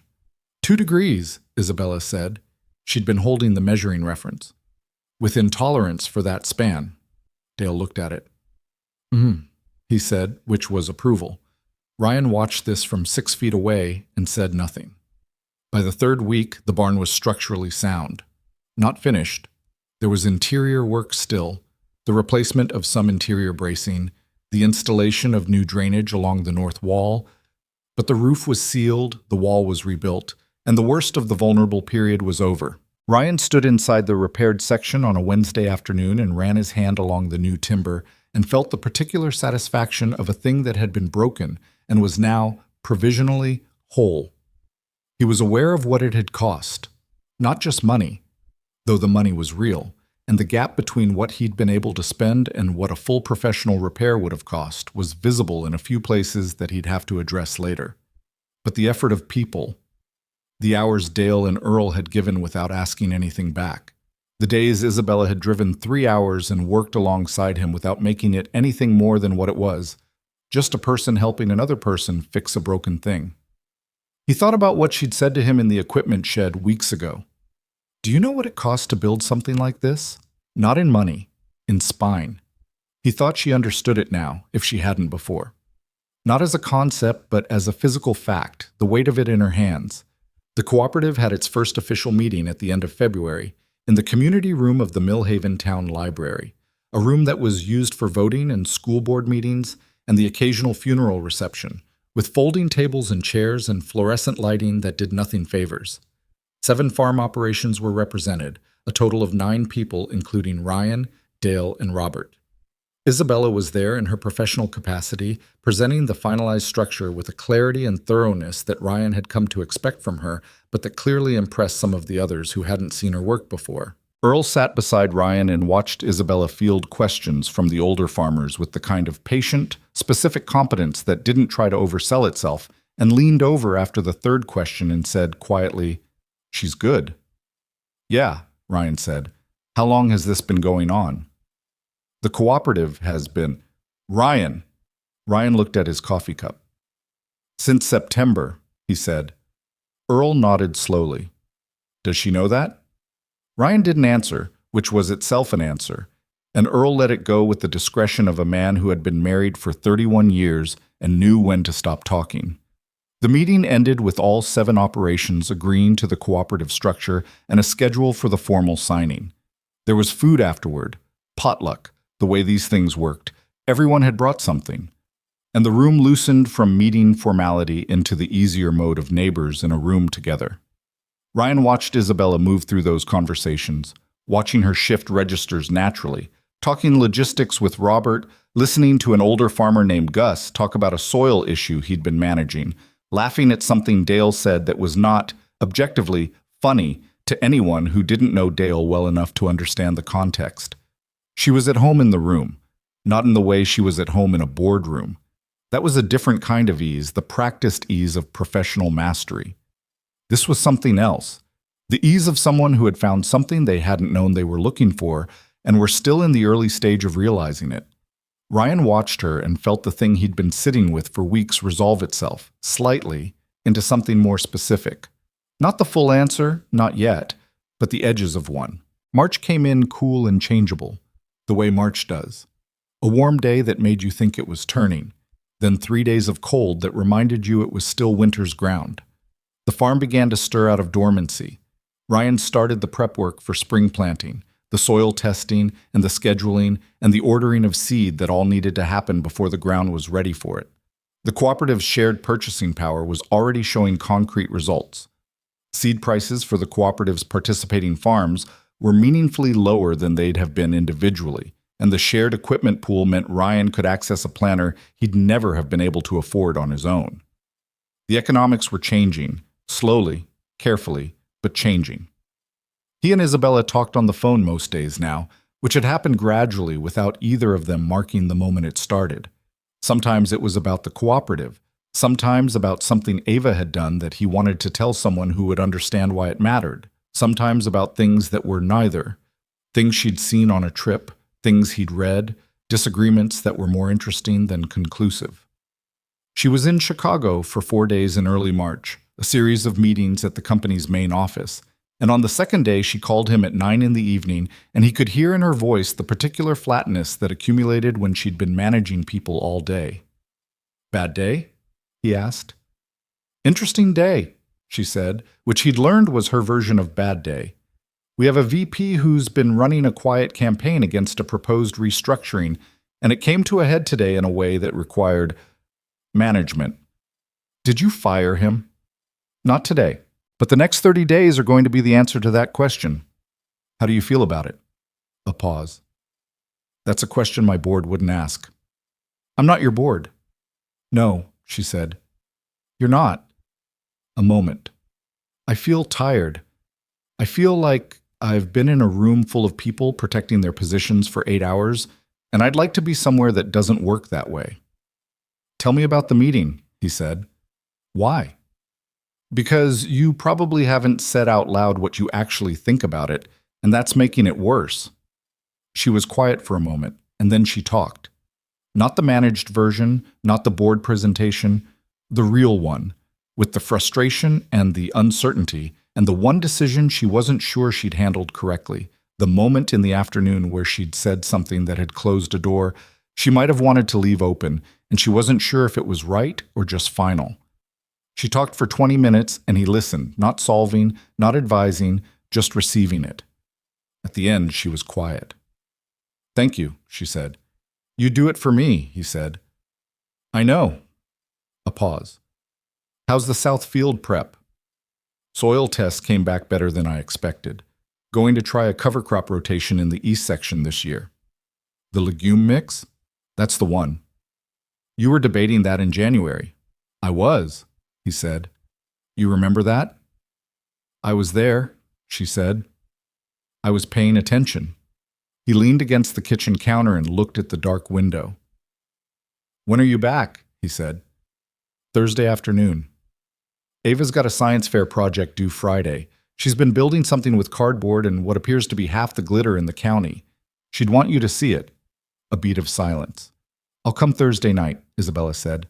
"Drive safe," he said. "The county road still has that frost heave near the junction." "I know where it is," she said. "I've been driving that road for 6 months." "I know," he said. "I'm just saying." She knew what he was just saying. He knew she knew. They didn't make it bigger than it was. "Good night, Ryan," she said. "Night," he said. He put the phone down and stayed in the kitchen for a while, in the specific silence of a house with a sleeping child, and was aware, not for the first time and with decreasing surprise, of how much had changed in the 7 months since a black SUV had pulled into his driveway. The conversation with Charles Monroe came in the second week of March, and this time it was in person. Ryan had not been expecting it. He'd had no warning, no call ahead. Just a car in the driveway on a Tuesday morning that was not Isabella's SUV, but was an older, heavier vehicle, a dark sedan with a driver, and a man who got out of the back with the deliberate movement of someone who carried significant weight in the world and was accustomed to the world accommodating that. Charles Monroe was in his mid-60s, solidly built, with gray at the temples and the kind of face that had probably been handsome at 30 and had settled into something more authoritative with age. He dressed the way men of his generation and class dressed, not flashy, but with a precision that communicated money without announcing it. He looked at the farmhouse and the yard and the repaired barn with the eyes of a man who valued property and was assessing it automatically out of long habit. Ryan was coming out of the barn when he saw him. He stopped. The two men looked at each other across 20 feet of cold March yard. "Mr. Monroe," Ryan said. "Mr. Carter." Charles Monroe walked toward him. No handshake offered, not yet. He was measuring something first, the way men do when they've come with a purpose and aren't ready to be social before they've said their piece. "I should have called ahead." "You should have," Ryan agreed. Something shifted in the older man's face. Not quite amusement, not quite respect, but something in that direction. He had not, Ryan suspected, been agreed with that directly very often. "Can we speak?" Charles Monroe said. "Come in," Ryan said. They sat at the kitchen table, the table where Ryan and Isabella had gone through cooperative papers and eaten soup and talked about things that mattered, and where Ava did her homework and drew pictures. Charles Monroe looked at the table and the kitchen with an expression that Ryan couldn't fully read. He took his coat off and laid it over the back of the chair and sat down with the deliberate economy of someone who didn't make small movements. Ryan made coffee, because it was what he did when people sat at his table, and set a mug in front of the older man without asking. Charles Monroe looked at the mug, picked it up, drank. "I came," he said, "because I said something to you on the phone that I've been reconsidering." "About what I could offer," Ryan said. "Yes." He set the mug down. "It was the wrong question." Ryan waited. Charles Monroe looked at the table. He had the look of a man who was doing something he didn't do often. Not apologizing, not quite, but moving through territory he didn't usually occupy. "I've spent my professional life asking the right questions. What is this worth? What is the return? What is the risk-adjusted outcome?" He paused. "My daughter left my office at 22 years old and built something real inside my company, and I spent the first 3 years waiting for her to fail, because that was the appropriate analytical expectation. She didn't fail. She exceeded every projection I had." He was quiet for a moment. "And I still, to this day, have not told her that in those terms." He looked at Ryan. "I'm telling you this because you are the person she talks to. I know that. I know it because she is different when she comes back from here. And I have known her whole life, and I can read the difference." Ryan held his coffee mug. "Different how?" he said. "Less defended," Charles Monroe said simply. "Isabella has been defended her whole adult life. You do that. You build those walls. When you grow up in a house where being soft was the same as being weak, I am not proud of that. I built that house." He looked at the window. "She comes back from here, and the walls are lower.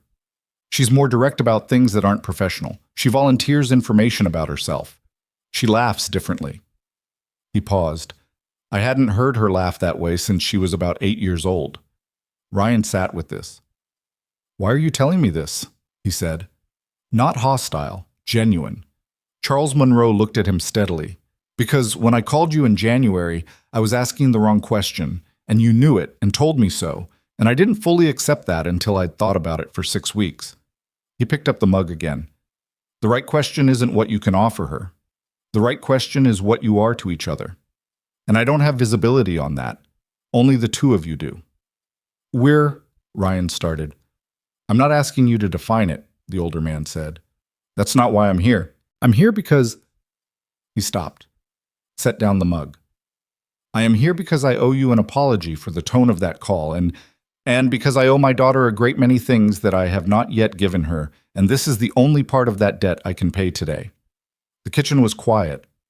Ryan looked at the man across his table, this man who had built an empire and called his daughter's presence in a working farmer's life a diversion, and who was now sitting in that farmer's kitchen with his coat over the chair, drinking ordinary coffee, delivering an apology in the careful, imprecise language of a person who had not had much practice at it. "She doesn't know you're here," Ryan said. "No. She's going to be angry." "Probably," Charles Monroe said, with something that might, on another face, have been a rueful expression. "She has a temper. She gets that from me. Her mother always said we were going to be either very good for each other or very difficult, and the answer turned out to be both." Ryan nodded slowly. He thought about Isabella's voice in the equipment shed, the heat in it when she'd said there is no gap. He thought about the way she'd arrived at his barn in a February storm with work gloves and old jeans without being asked. He thought about the material list with the 2 options, the careful, quiet understanding of what he needed and what he didn't. "She's not a person who does things halfway," Ryan said. "Whatever she's committed to, she's fully in it." "I know," her father said. "She always was." "Then you know she made a decision," Ryan said, "about being here. about what this is. That wasn't something I pushed her toward or you arranged. That was hers. Charles Monroe was quiet for a moment. Yes, he said. I know.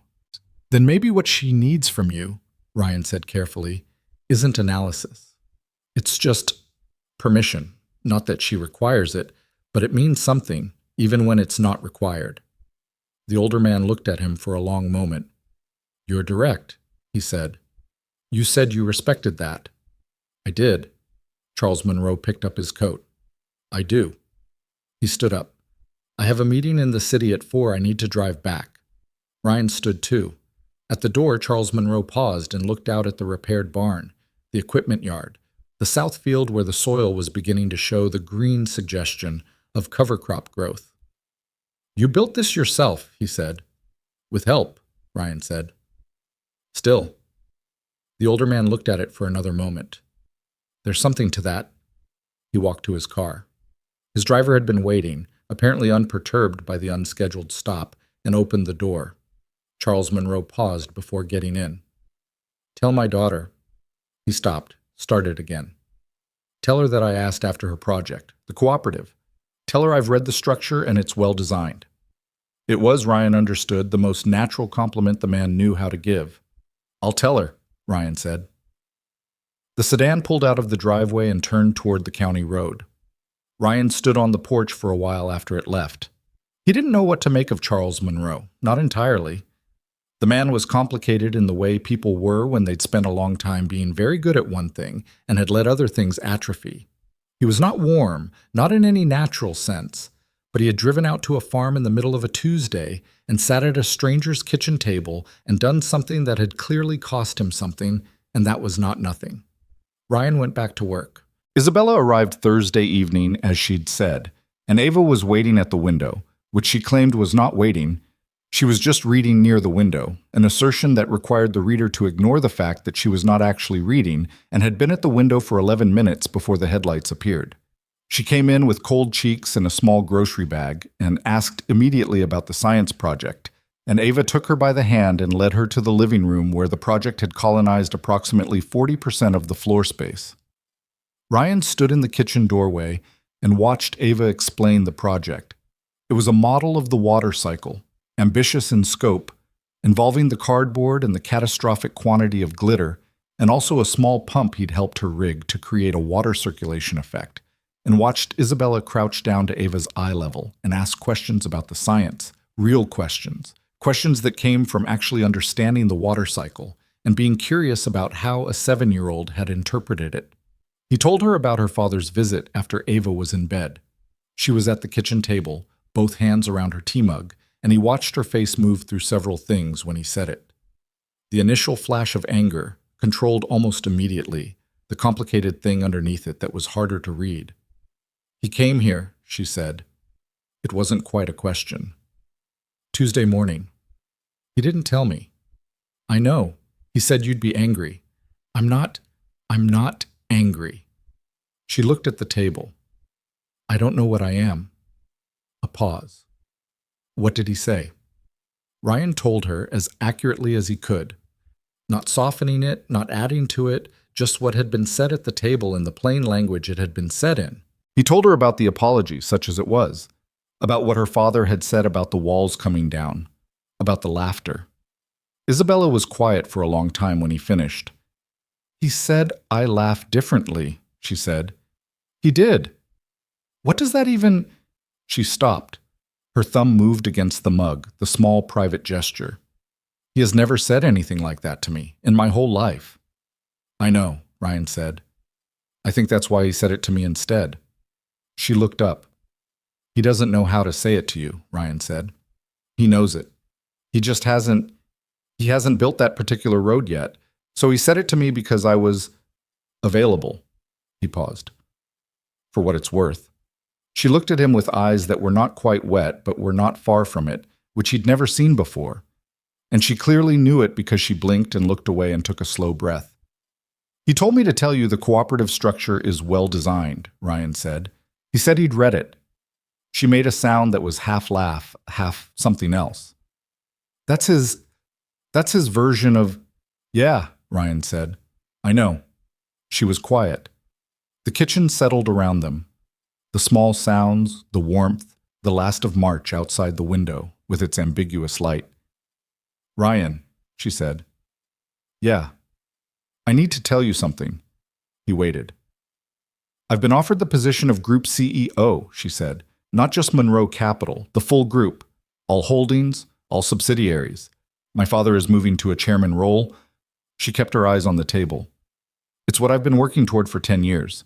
It's the thing I told myself. When I was 22 and everyone was waiting for me to fail, I told myself that's where I was going. Ryan was still. It would mean, she said carefully, more responsibility than I currently have, more travel, more... She stopped.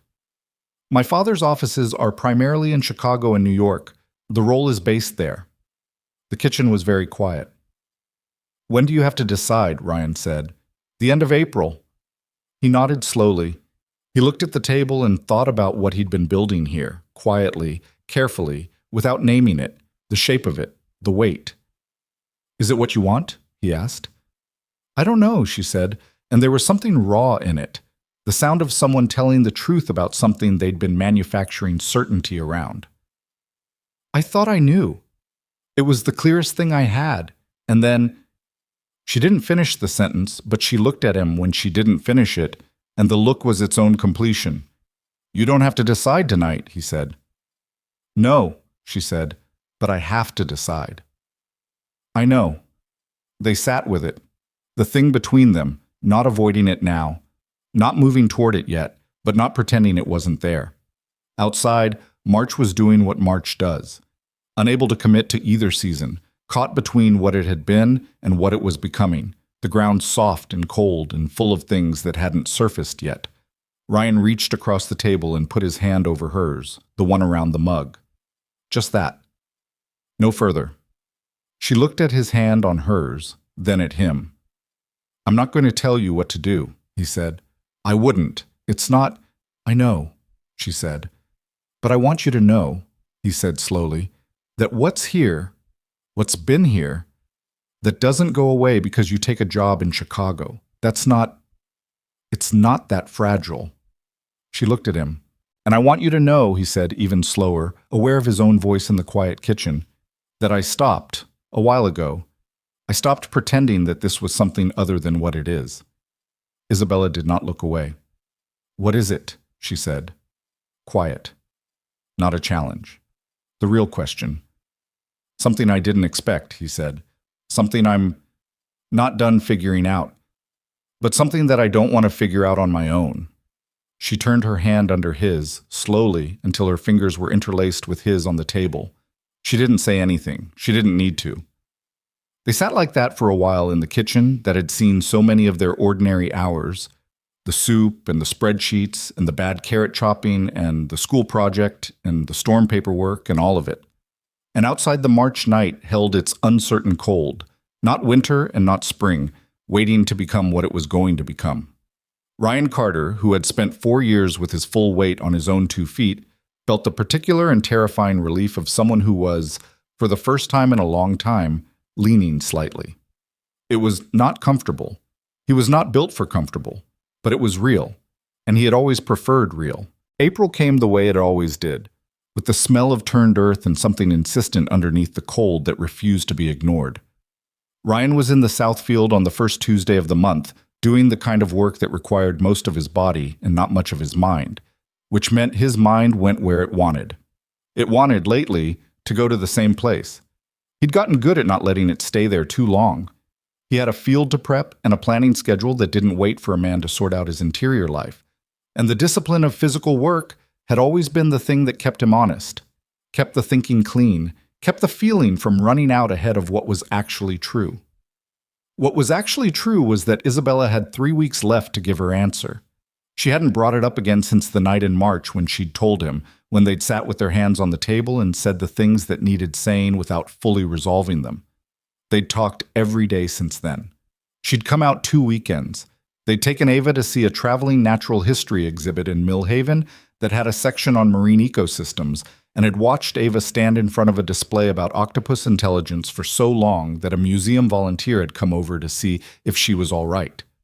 Normal things, good things, but the end of April was sitting on the calendar like a stone. He didn't ask. That was a decision he'd made consciously, not to push, not to apply the kind of subtle pressure that could look like patience, but was actually just a slower version of demand. She knew what he'd said. She knew what he felt.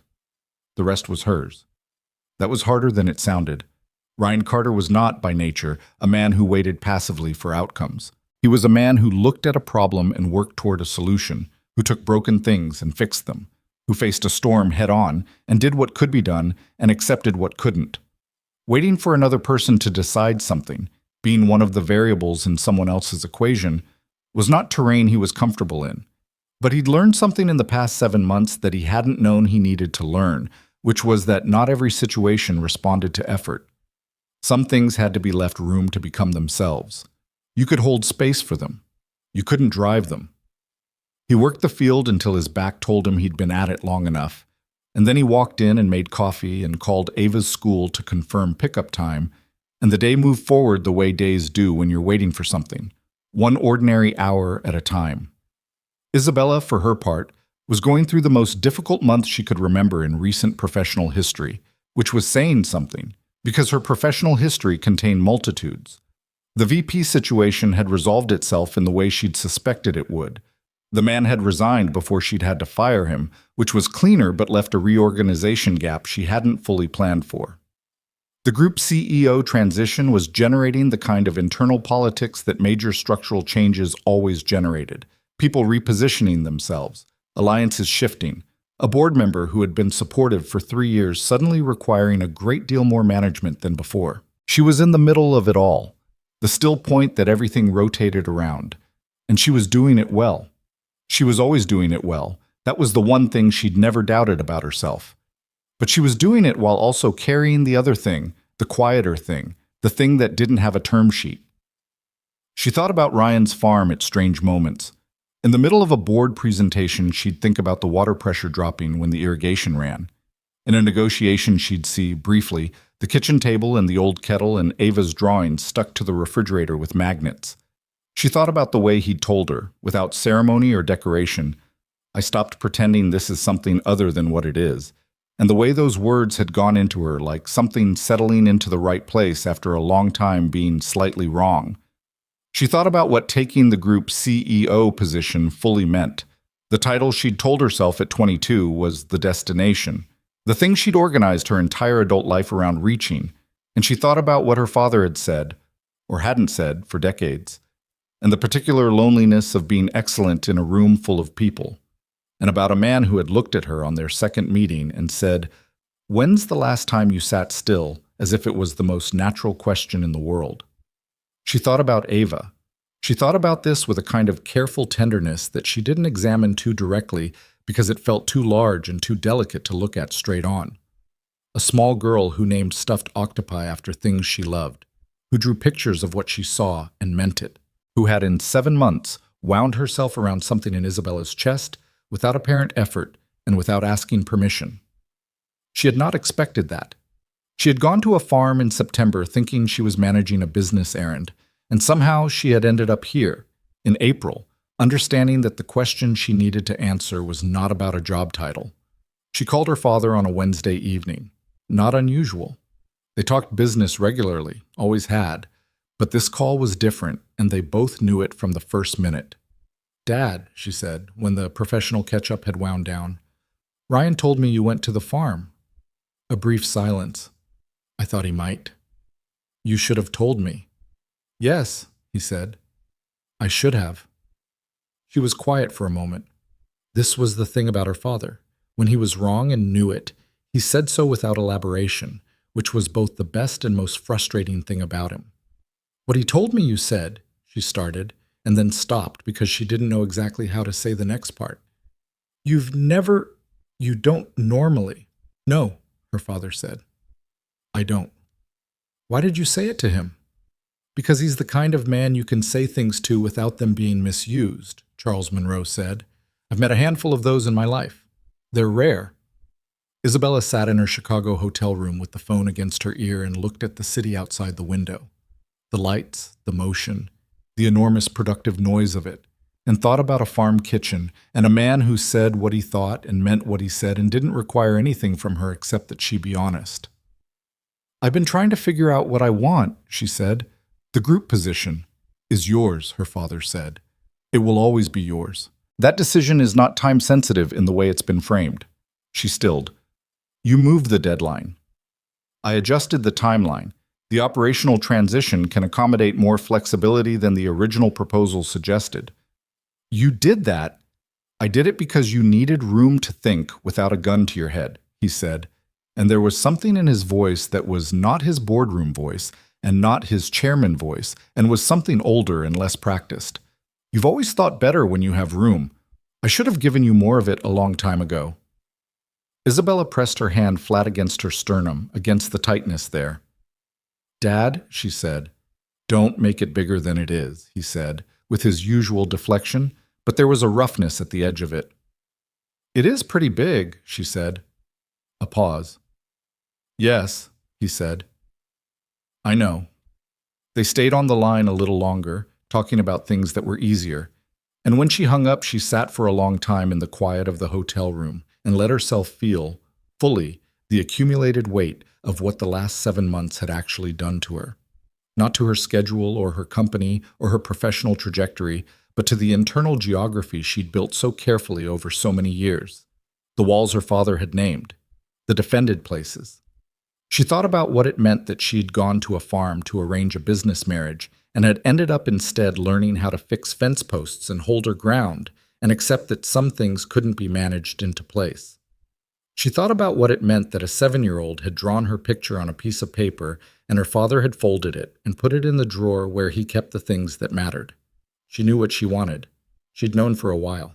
She'd just been making sure she knew it for the right reasons. She booked a car for Friday morning. Ryan did not know she was coming. She hadn't called ahead, not out of any particular drama, but because she'd learned that the farm had its own rhythm, and she didn't want him to spend 3 days in a state of anticipation that would make them both stiff and overly careful.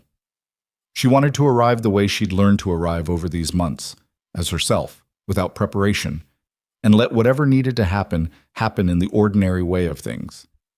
She got there at 10 in the morning. He was in the barn. She parked and went to the barn door and found him at the workbench along the north wall, doing something methodical with a piece of equipment she couldn't name but which clearly required patience and a specific wrench. He looked up when she came in. He didn't look surprised. He looked the way he always looked when she arrived, like something had quietly settled. "Hey," he said. "Hey," she said. She came and sat on the hay bale, the same one she'd sat on in February when they'd talked about the phone call from her father, and watched him work for a moment. "I called my father," she said. "How'd that go?" "Better than most calls with my father go." She folded her hands in her lap. "He moved the deadline on the position, gave me more time. Ryan's hands kept working. That was decent of him." "It was." She paused. "I don't need more time." He set the wrench down, turned to look at her. "I know what I want to do," she said. "I've known for a couple of weeks. I was just making sure I knew it correctly." She met his eyes. "I'm taking the group CEO position." The barn was quiet. "Okay," Ryan said. "But I'm not moving to Chicago full time," she said. "My father's assumption was that the role required a Chicago base. I pushed back on that. The company has operations everywhere. There's no operational reason the CEO has to be in Chicago more than a few days a month for board and executive meetings. The rest can be managed from anywhere with good connectivity." She paused. "And Millhaven County has gotten surprisingly decent fiber internet since the County Development Initiative last year." Ryan looked at her. "The cooperative," she said, "still needs regional oversight. The Monroe investment in the agricultural development here is ongoing. There are real business reasons for a Monroe Capital representative to maintain a local presence." She kept her voice even and clear. "Those are the professional justifications. And they're all true. And they're all also—" She stopped, dropped the professional register entirely. "They're also the scaffolding I built so that the real answer could stand up without everyone looking at it wrong." What's the real answer? Ryan said. I want to be here, she said. Not all the time. Oh, I'll travel, I'll have weeks in Chicago. There will be periods where it's complicated and I'm not around as much as either of us would want. That's true, and I'm not going to pretend it isn't. She looked at him steadily. But I want this to be the place I come back to. I want... Her voice, which had been so controlled, shifted slightly. I want to be in the room when Ava figures things out. I want to be the person you call when the numbers are bad and you need to say it out loud. I want to learn how to actually fix things, not just manage the people who fix them. She paused. I want to stop white-knuckling the walls and see what's on the other side. The light in the barn was the particular pale gold of an April morning, coming through the high window they'd reframed during the repair. The new timber still a lighter color than the old wood around it, the record of a thing that had broken and been rebuilt. Ryan looked at her for a long time. You chopped the carrots wrong, he said. She blinked. What? When you first tried to help with dinner, you chopped the carrots wrong and you wouldn't ask how to do it right. What does that have to do with... You figured it out, he said, without asking, just kept trying until it worked. He looked at the workbench, then back at her. You've been doing that since September, with everything, figuring it out without making a production of it. He paused. I don't need you to know how to farm. I need you to be you. The version of you that shows up and does the actual thing, not the managed version. Ryan, I know what you're offering, he said. I understand what it costs for someone in your position to restructure their life around a county road in the middle of nowhere. I don't take that lightly. I know you don't. And I need to tell you something that I should have said in March instead of leaving it where it was. She waited. He came away from the workbench and stood in front of her, not performing anything, just standing there the way he stood everywhere, solidly, without apology for the space he occupied. I have not let myself want something for myself, he said, in 4 years. Not something just for me. Everything's been for Ava, for the farm, for the next season. Which was right. It was what was needed, and I don't regret it. He paused. But I want this. You. What this is. I want it in the way that costs something to say out loud, and I'm saying it because you deserve to hear it straight, not implied. Isabella looked at this man, who had told her the truth from the first day without caring whether it was convenient, who had turned down her money and accepted her help, and taught her the difference between those two things, who had folded a child's drawing and put it in the drawer where he kept the things that couldn't be replaced. Okay, she said. Her voice was not entirely steady. Okay, he said, and there was something in it, the slight lift, the almost smile. Yeah, she said. Okay. He reached out and tucked a piece of her hair back that had come loose from the cold drive, the gesture so ordinary and so deliberate that it made her breath go slightly uneven. His hand stayed at the side of her face for a moment. She put her hand over his. They stood like that in the barn with the April light coming through the high window. Not dramatic, not cinematic. Just two people who had taken the long road to a simple place and had arrived. He kissed her then. Not the kind of kiss that announces itself. The kind that had been building for 7 months in every ordinary gesture, in the fence post and the soup and the school show and the February storm and the kitchen table at 5:30 in the morning. The kind that contained all of that and knew it and didn't need to say so. When they stepped back from each other, she was looking at him with that look she'd had on the very first day, the assessment, the measuring. But it had completely different contents now. Ava's going to be insufferable about this, she said. Ryan laughed. A real one, full and unguarded, the kind that came out of him so rarely that each time it surprised her a little. She's going to say she knew, he said. She did know, Isabella said. She knew before we did. Don't tell her that. She'll never let it go. They walked out of the barn together into the April morning, and the field was waiting, and the sky was doing what April skies did. Unable to commit to one mood, cycling through clouds and light with the unsteady energy of a season still finding its feet. There were things still to figure out. Isabella knew that clearly, without flinching from it. The logistics of her new role and the travel it required. The question of what her presence in Mill Haven would look like over time. Not on a visit, not as a guest, but as a person who lived a life here in whatever full sense that came to mean. The way Ava would need to be navigated with care, not because she was fragile, she wasn't, she was extraordinary, but because she'd been through loss that left marks, and anything that touched her father touched her, and that required being deliberate. And Ryan had his own work to do. He was, by his own admission, a man who'd built walls with the same competence he'd built everything else, well-constructed, load-bearing, designed to last. Opening them was not going to be a single moment, but a practice. He would sometimes pull back when she needed him not to. She would sometimes push when she needed to let things breathe. They would get it wrong in ways specific to who they each were, and they would have to reckon with that. But they were both people who had learned, through different kinds of difficulty, that the willingness to keep showing up was worth more than the ability to get it right the first time. Ryan had shown that in every season of the farm, in every repair and every replanting, and every year when the margin was thin and he'd gotten up anyway. Isabella had shown it in every boardroom where she'd been doubted, and every year she'd outgrown the expectations set for her. They knew how to do the long work. They just hadn't done it together yet. The spring planning happened in the third week of April, the first full planning season under the cooperative structure. 7 farms coordinating planning schedules, sharing equipment, using the collective seed purchasing that had trimmed costs by 17% across the group. Ryan was in the field the day the numbers came back from the first cooperative purchase cycle, and when he saw them, concrete and real, not projections, he stood at the end of the row and looked at them on his phone, and felt something he couldn't quite name settle into place. He called Isabella. "The purchase cycle numbers," he said. "I saw them," she said. She was in Chicago for a board meeting, 3 hours away. 17.2%. "Is that what you projected?" "I projected 12 to 15, she said. The collective negotiating power was stronger than the model predicted. "You underestimated the region." "I've revised my projections," she said, and he could hear the smile in it. "Good," he said.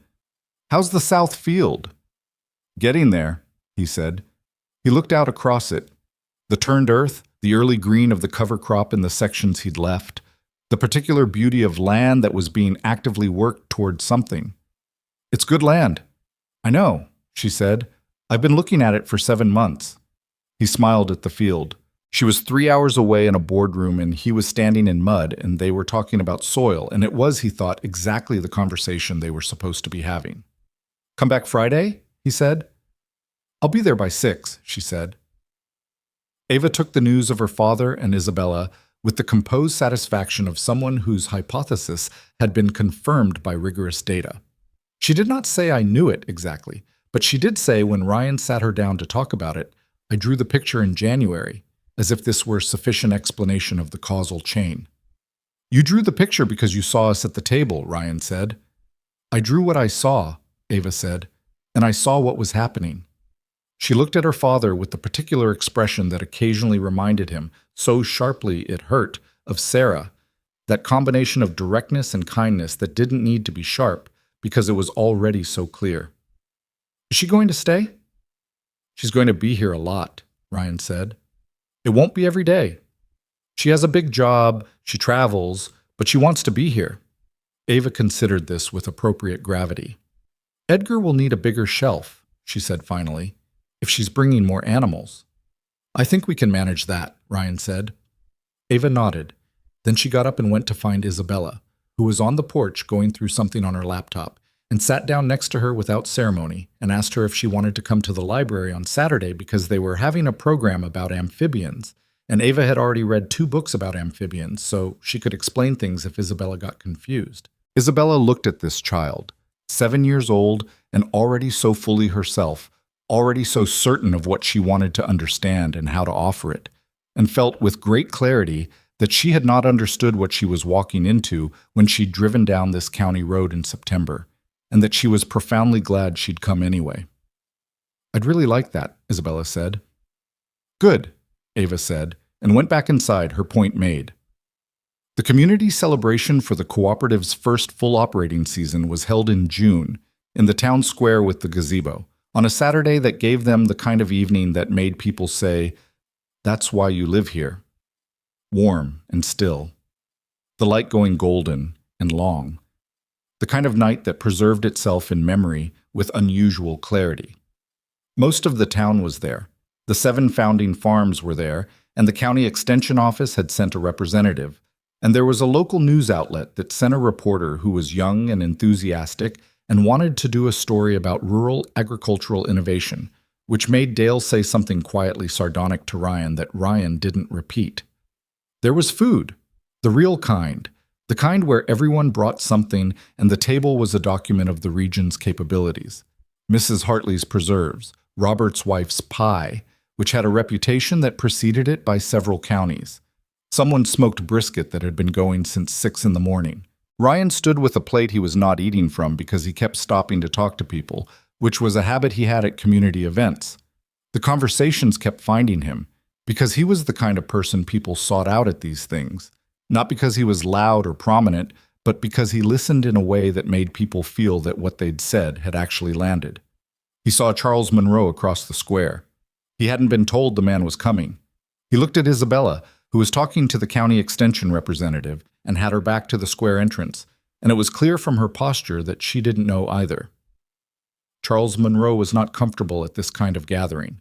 Ryan could see that in the way he stood, not arrogantly, but with the slight awkwardness of a man in the wrong setting, holding a plate he also wasn't eating from, looking at the town square with an expression that was trying to translate what it saw into terms he understood. Ryan walked over. "Mr. Monroe," he said. The older man looked at him with something that might have been relief. "Ryan." It was the first time he'd used his name. "I wasn't told you were coming," Ryan said. "No, I thought—" He looked out at the square. "I thought I'd see what she'd built here." Ryan followed his gaze. Across the square, Isabella had turned and seen her father and gone very still for a moment, the complicated stillness of a person recalibrating. Then she said something to the extension representative and came across the grass toward them. She stopped in front of her father. "You're here," she said. "I'm here," he said. He looked at her. The open-air evening, her without the corporate bearing, in jeans and a jacket she'd left at Ryan's house 3 weeks ago and simply kept, looking more like herself than he'd seen her look in years. "You did good work," he said, "with this." "The farmers did the work," she said. Isabella." He said her name the way he said things that cost him something. "You did good work." She looked at her father for a long moment. She did not hug him. They were not, would probably never be, people who did that easily. But she reached out and put her hand briefly on his arm, and he put his other hand over it for a moment, and that was enough. That was, for them, everything. Ryan watched this from 2 feet away and thought about the long roads that people traveled to arrive at simple gestures. Thought about the years of walls and distance that had produced this moment in a town square in June. A father and daughter, standing in the ordinary light, saying something true with their hands. Later, when the food was gone and the sky had gone that particular deep blue of a June evening, and the gazebo lights had come on, and someone had started playing music from a truck bed speaker. Not fancy music, just local music, the kind that knew the room. Ryan found Isabella at the edge of the square, looking out at it. He stood beside her. "Your father stayed," he said. "He's talking to Dale," she said, with something in her voice that was somewhere between bewilderment and affection. Ryan looked.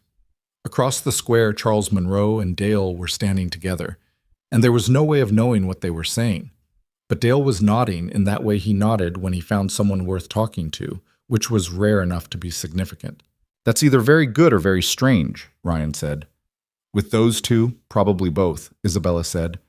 They stood together in the warm June evening, watching the town they had both, in different ways and at different times, decided to choose. This was not, Ryan thought, the life he had planned. He had planned a certain kind of life, good, honest, rooted, defined by work and land and a daughter he would raise well, and he had been living it, and he did not regret one part of it. But this was more than that plan. This was what happened when you stopped protecting yourself from what you needed, when you let a person come through the gate and stayed honest about what they meant, when you had the patience to let something become itself without forcing it into a shape you could manage. And Isabella was standing in a town square in rural America in her boyfriend's old jacket, thinking about the strange, unplannable thing that had made her trade a clean professional trajectory for a life that was considerably more complicated and considerably more real. She had run a company. She had sat in rooms where the numbers were very large and the stakes were clear and the path forward was difficult but knowable. She had been good at all of it, and she would continue to be good at it. But she had never, in any of those rooms, felt the specific and quiet fullness of this. Standing in the summer evening with people around her who knew her name, in a place that had asked something real of her and had let her be insufficient and had held her anyway. You cannot plan your way to this, she thought. You can only arrive at it by way of the things you didn't plan. She reached over and took Ryan's hand. He held it, no commentary, the way he held most things, steadily, without ceremony, for keeps. Ava found them approximately 90 seconds later, appearing from the direction of the pie table with impeccable timing and a look that said she had absolutely been looking for them.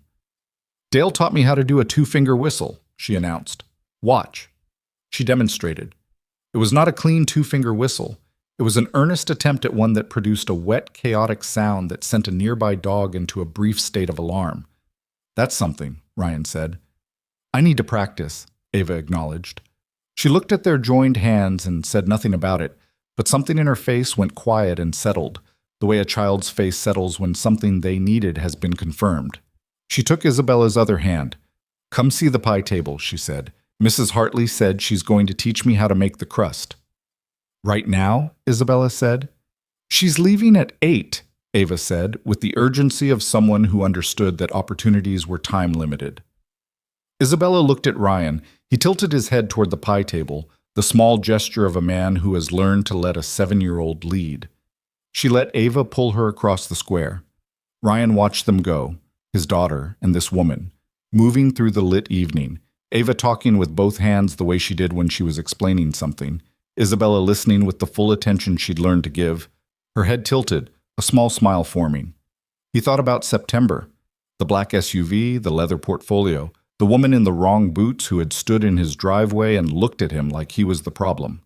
He thought about all the ordinary hours between then and now, the fence post and the soup and the broken barn and the school show, the hard conversations and the silences that had stopped needing to be filled, the slowly, unmistakably, irreversibly changed shape of his life.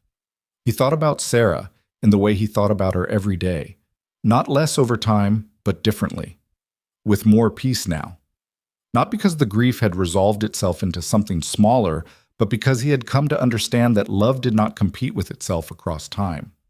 What he had carried for her and what was growing here were not the same land, not in contest, not a subtraction. There was enough ground for both. There had always been enough. He looked at the repaired barn, visible over the rooftops from where he stood. The new timber lighter than the old, the record of the break and the rebuilding visible to anyone who knew where to look. He thought about what Ava had said, standing in front of the storm damage in February, small and certain. "We'll fix it." Not "you'll fix it." Not "can it be fixed?" "We'll fix it." As if the answer was never in question, and the only relevant fact was the doing of it.